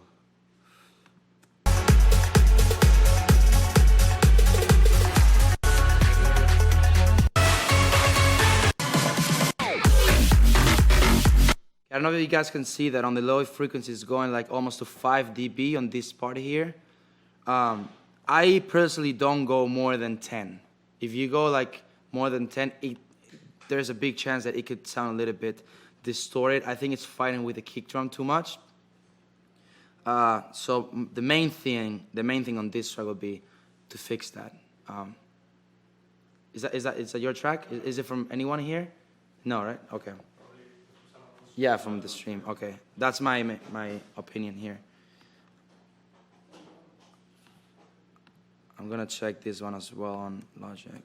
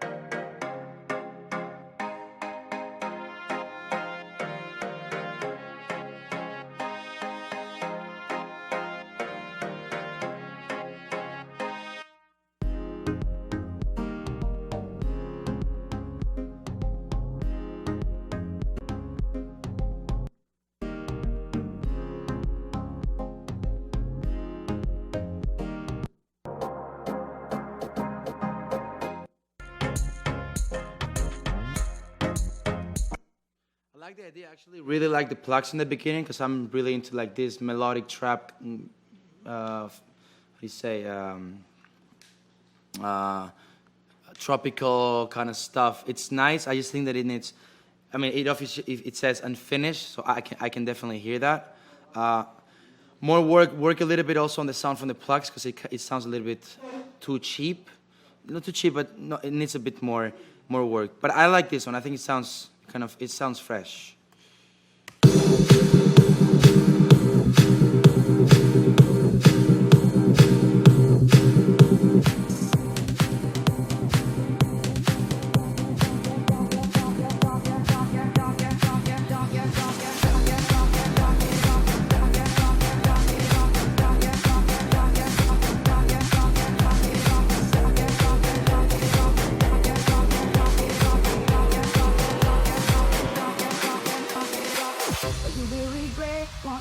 You make me say, won't ya? You lay me down, won't ya? But you love me now, don't ya?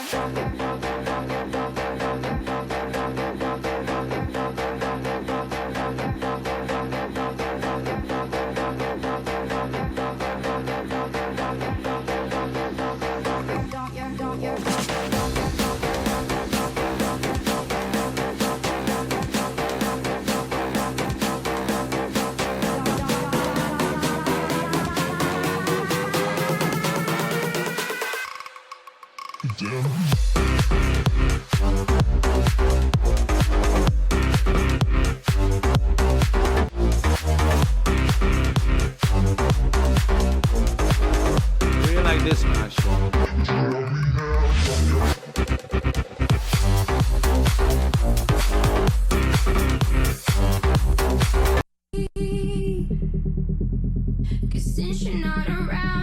This one's really cool, and I would definitely play it on my show. I'm actually gonna play it. Sounds good. It sounds fresh. The mix is very good. If you check, for instance, the difference with this one, the other one, for instance, this one, the bass on the right side. It's a nice picture of it, and you can hear that, the mix is good. And I'm gonna keep this. I'm gonna play for sure. So, good one.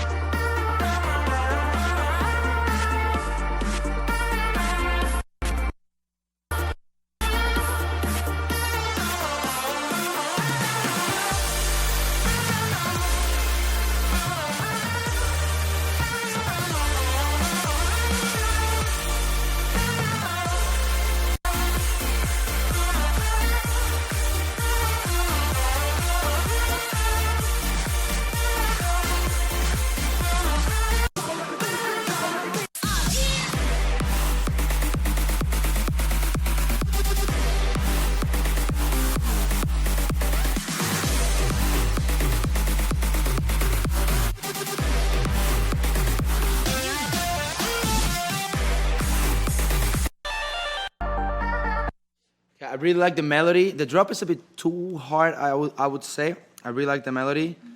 I actually really like this part.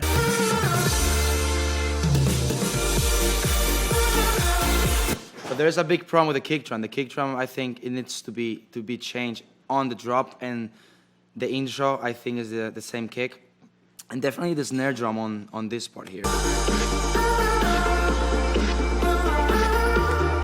I personally don't like that snare, but it's cool. I think changing a few things on this one, it could work pretty good, I think, or at least I would think about playing it.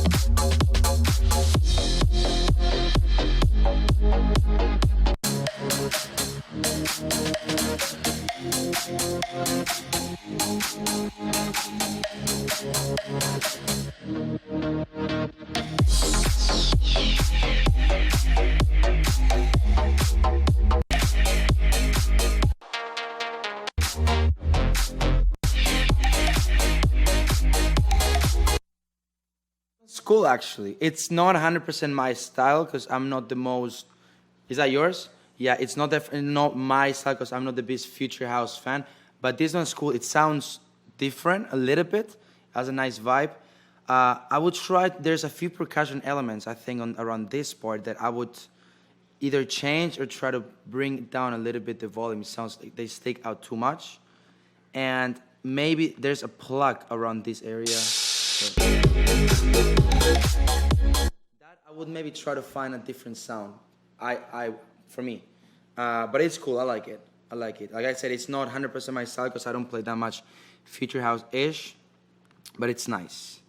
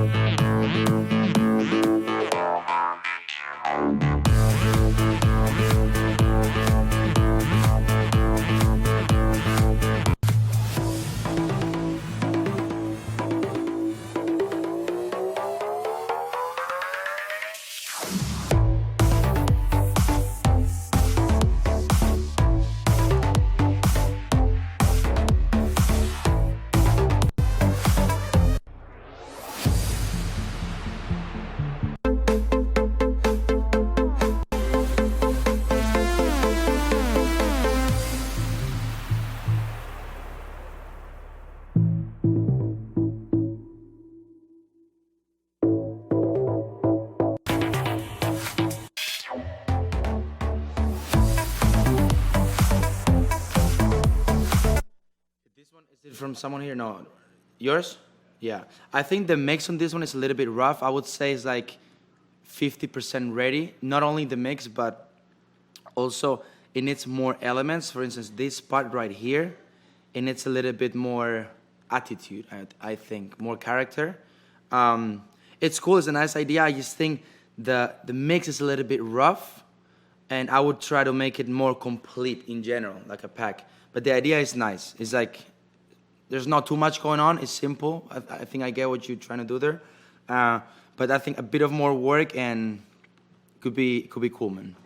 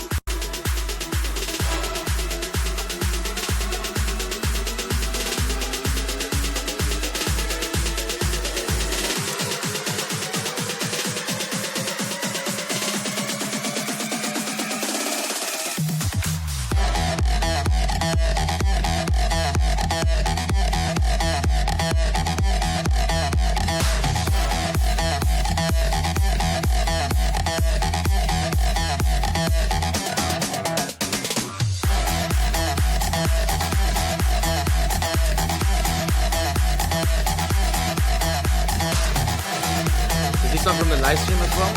This track?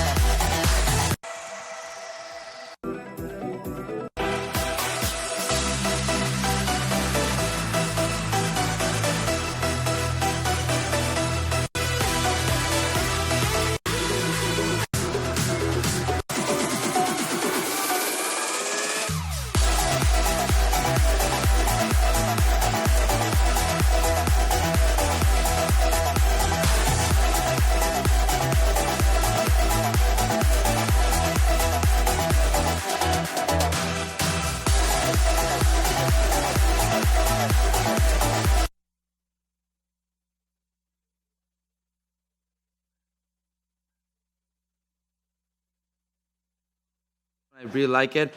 For instance, the first drop, I think it's a bit too intense, so I would try to, those sounds on the first drop, this one.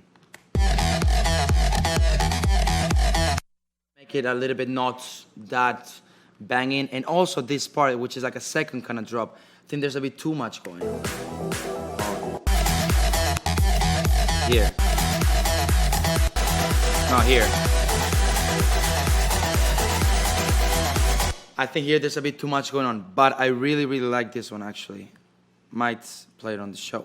So I'm gonna keep that one. And I think those, I know, there's more stuff here and here. Hold on. This one is from, is that yours? The orange one? Yeah. That's yours. Is there a folder there or just the track itself? No, it's in the folder. Okay, cool.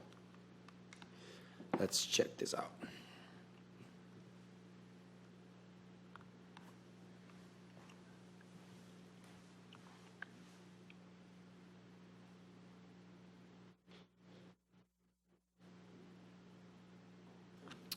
It's not low.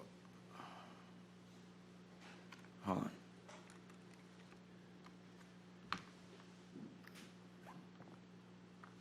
Okay. Okay. This one? Out of my mind? You want me to check that one? Okay.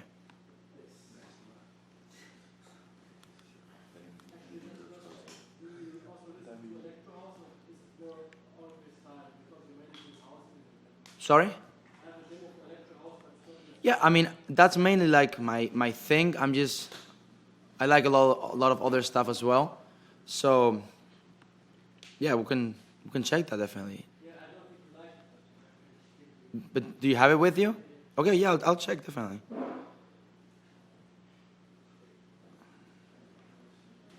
Yeah, thanks, buddy. Okay. Okay.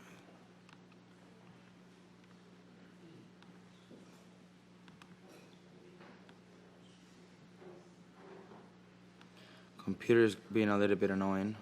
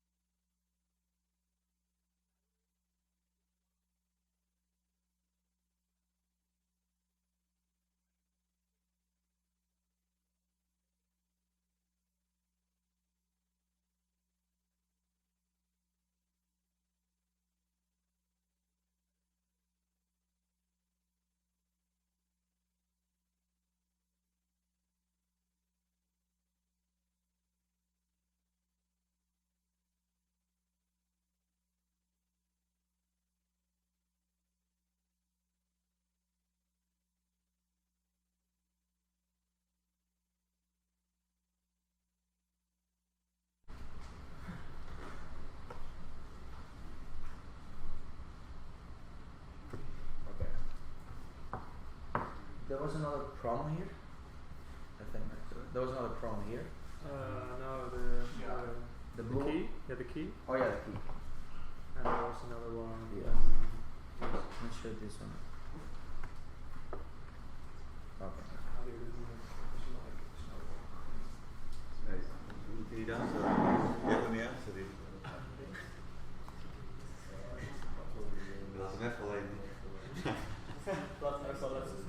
So this USB is from yours?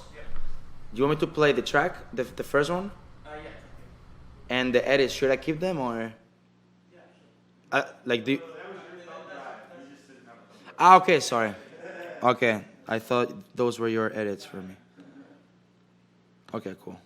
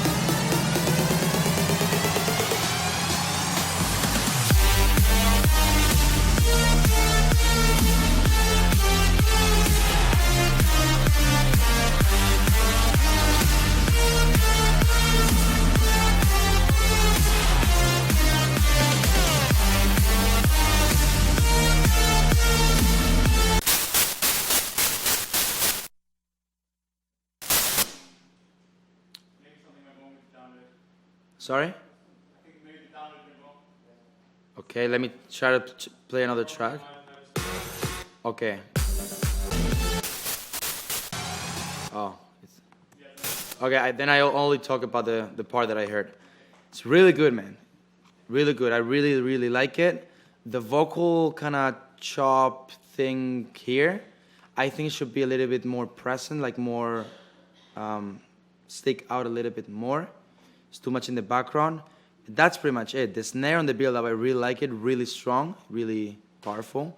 So good, man. Good one, man. Just make sure you send me the correct one so I can play it, okay? And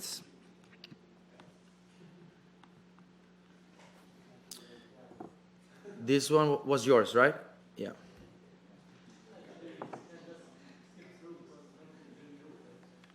Sorry? No, I'll listen to it and I'll tell you my personal opinion. Like, no problem. Not being mean or anything. Just it's like tips. I think.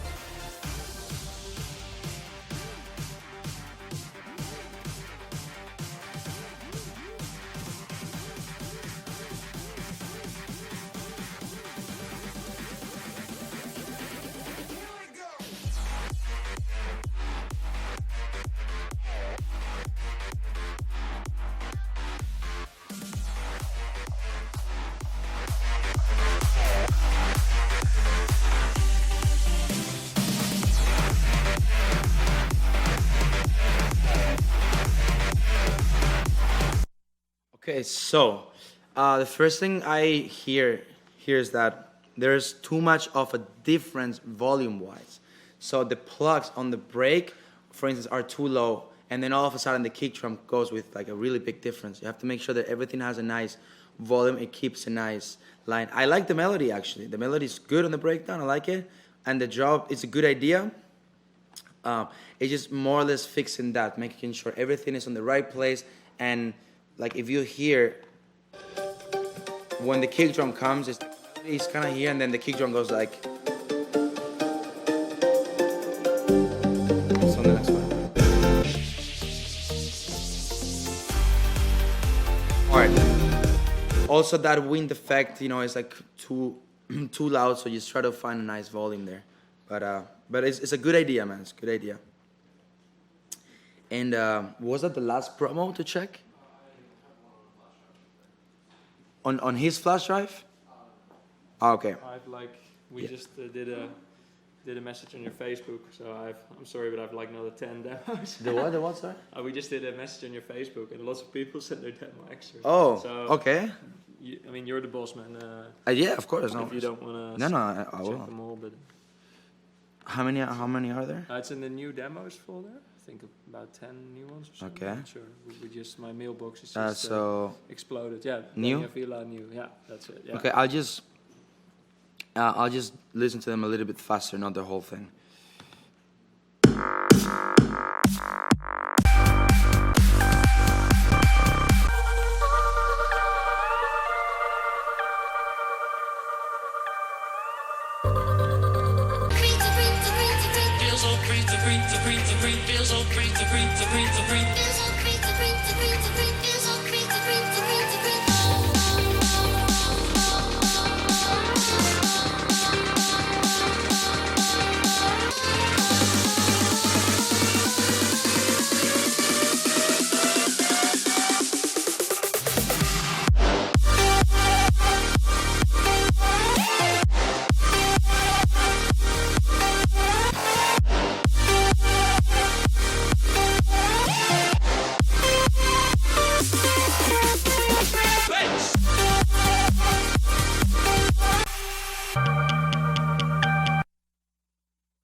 I think there's something a little bit wrong with the vocal part here. Thanks, man. It's not too clear and it's not on the right place 100%, but I like the idea and the drop is really cool, I think.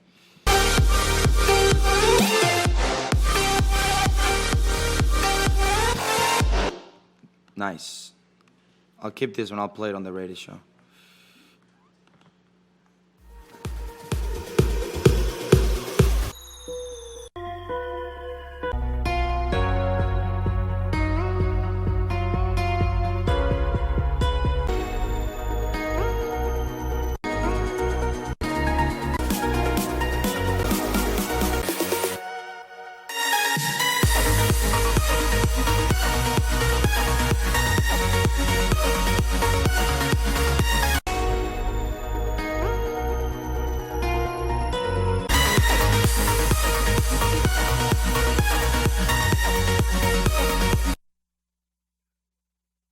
The drop, the melodic kind of thing, it doesn't sound strong enough. It's nice. I like the little guitar. I would just work a little bit on the drop and on the sounds a little bit more. It just sounds not strong enough, I would say.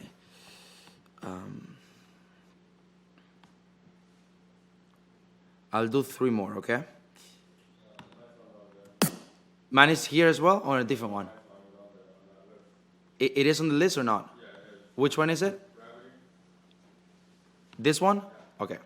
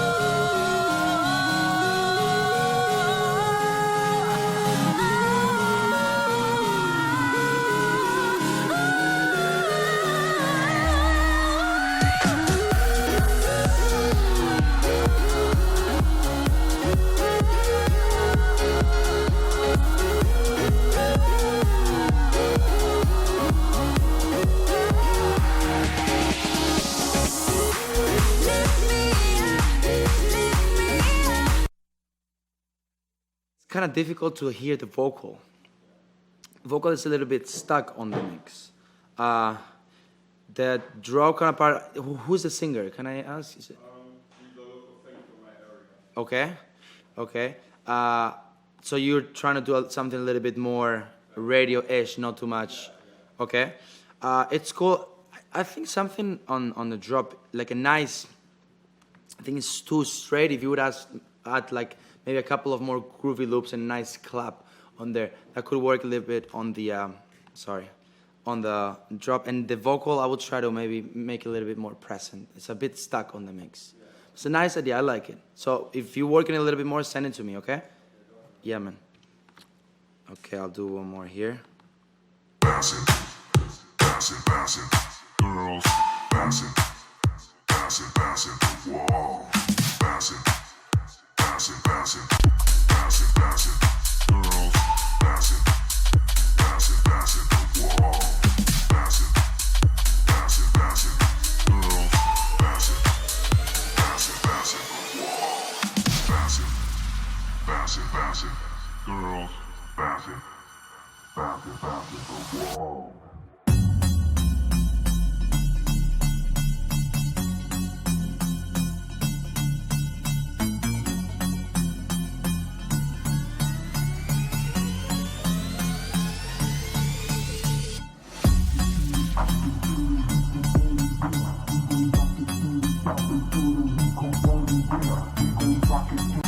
Drop it to the we gon' burn it down. We gon' rock it to the rock it to the rock it to the rock it to the rock it, rock it, rock it, rock it. We gon' burn it down. We gon' down. We gon' bounce it, bounce it, bounce it, bounce it, bounce it, bounce it. We gon' burn it down. We gon'.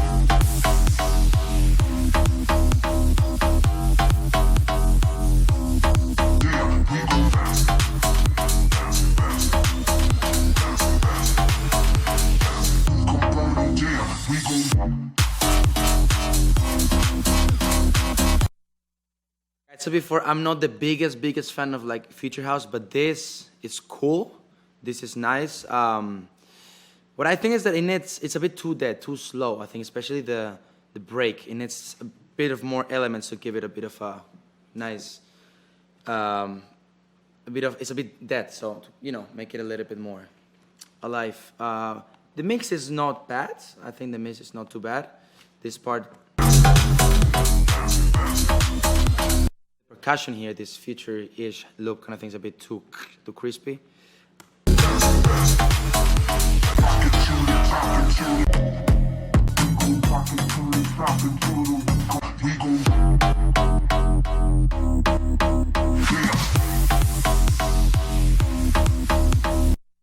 think it needs a little bit more work, and especially like clean a little bit the transitions and make it a little bit more energetic, because I think it's a bit that.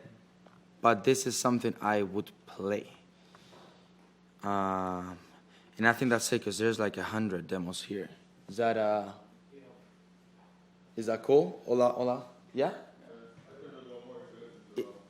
From you? Yeah, sure. What's the name? Which one, sorry? Guitar? Oh, give me that. Sorry, I couldn't hear.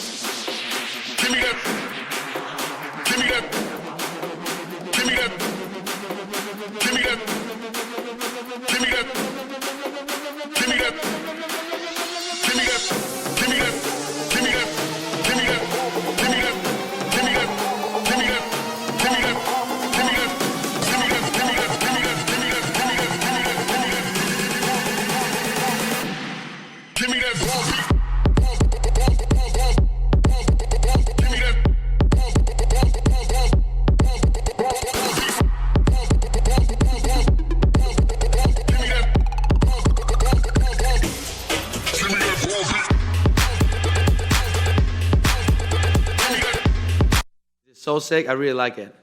Really like it. I think it's missing a little bit of punch and the kick. It sounds the kick and the sub bass could be a little bit stronger. I think that's what's missing, but it's really, really, really cool.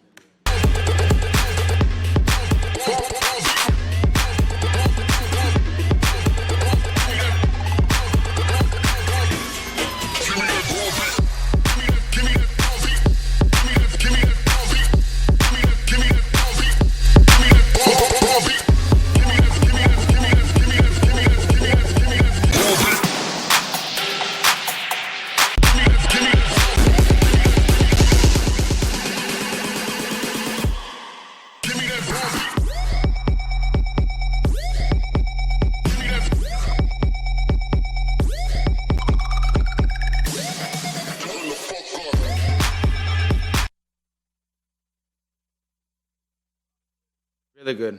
You like it? Yeah, definitely. Is it from one of your friends?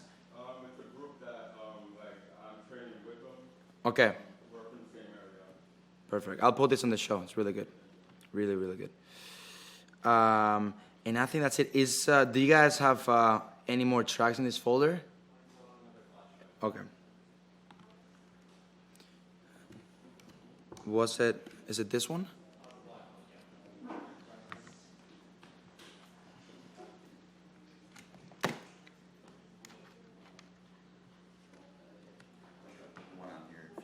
Yeah, of course, man. Yeah, sure.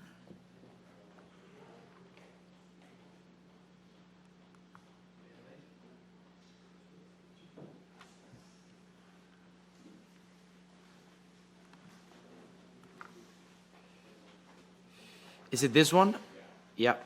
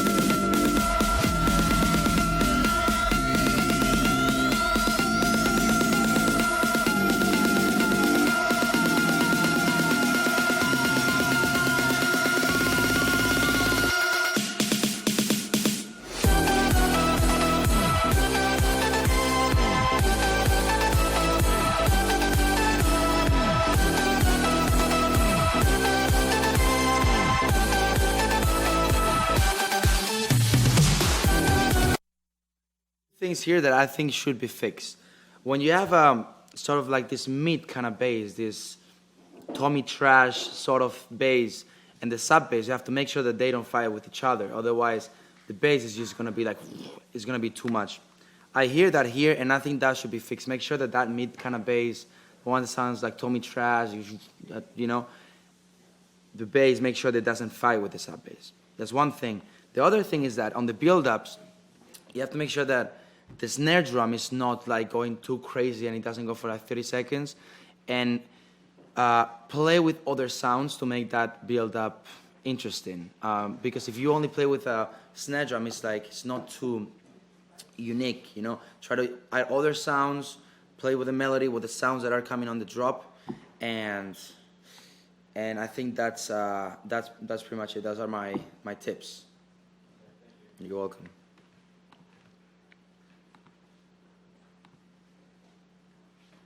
Okay. How do you do it like that? Thank you very much. My demo? You want to call up, bro? Yeah, I'll check it. I'll go. You got time for one more? Yeah, of course. Yeah. I think I had this one. This one was from you, right? Yeah, I'll check this one right now. Want a hamburger or drinks or? I'm fine. Yeah, Yeah, sure. totally fine. Thanks, man. Okay.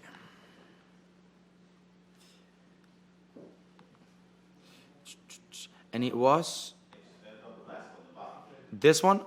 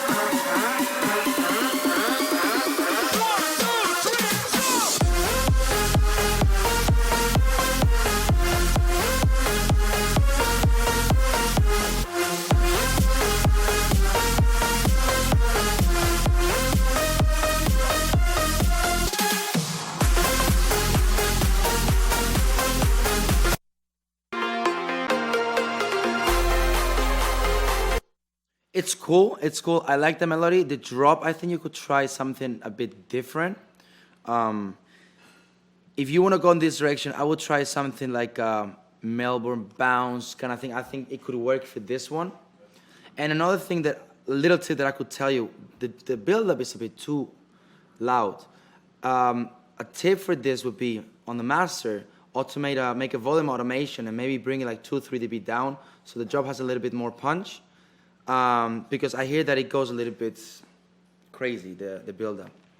Yep, no worries. And the other one was, that's yours, right? Yeah.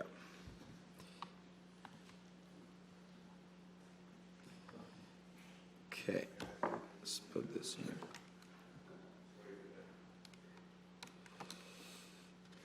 Got it. Turn, turn, turn, turn.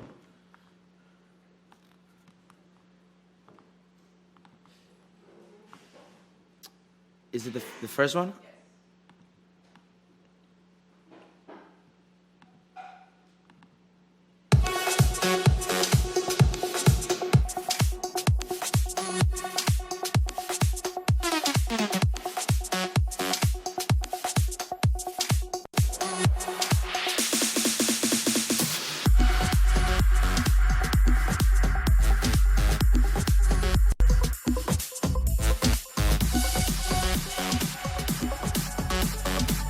This is dance therapy.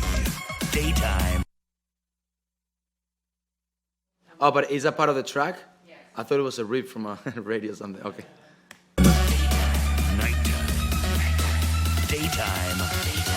Nighttime. All the time.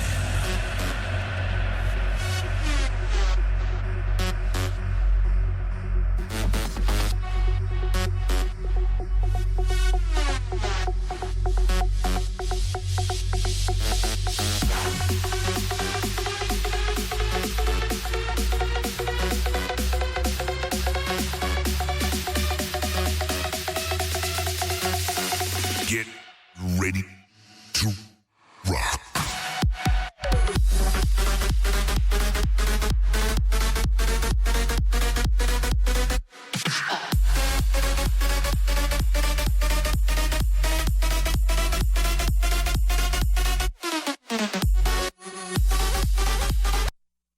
I think that the drop is too hard for the type of sort of break you have there.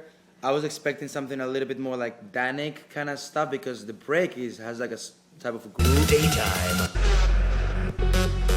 Dun, dun, dun, dun. Kind of thing.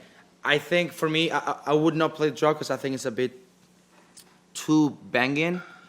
But maybe if you could try something a little bit less, a little bit more Danny kind of stuff. I think it could fit for something like this. And also the vocal, try to fit it in the mix a little bit better because it comes like out of nowhere. Try to EQ it a little bit better because I think there's some low stuff that makes it a bit strange. But yeah, that's it, man. A cool one. Thank you. You're welcome, man. Okay. Are there another demo that I didn't check? That's it? Yeah? Yeah.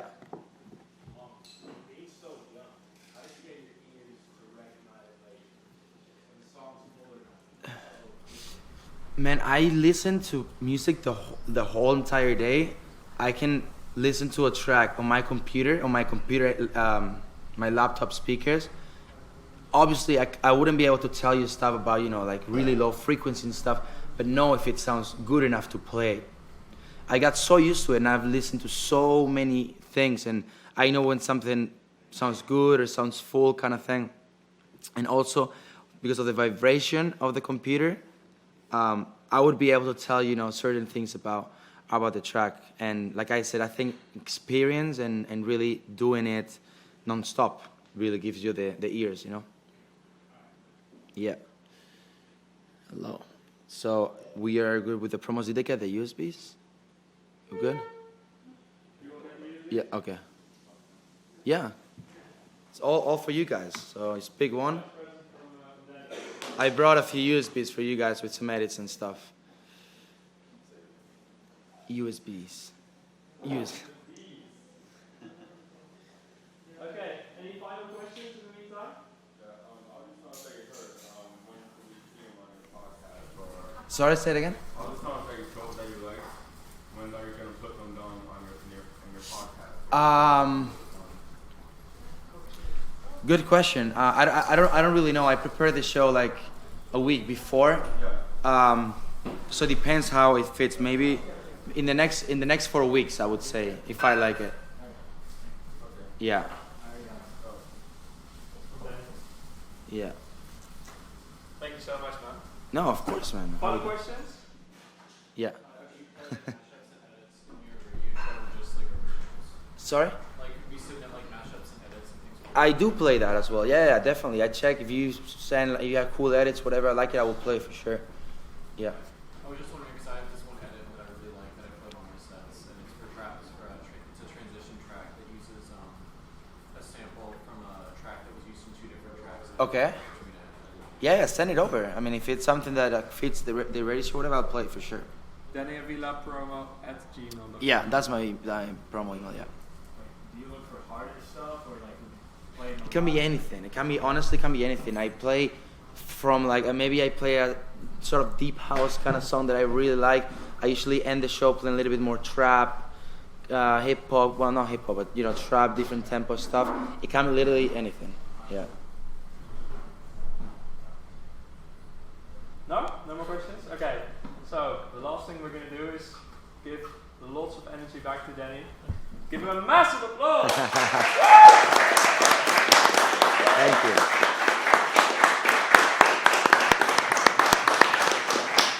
Thank you. Thank you. Really cool. Thank you, guys. Thank you. Had a great time here.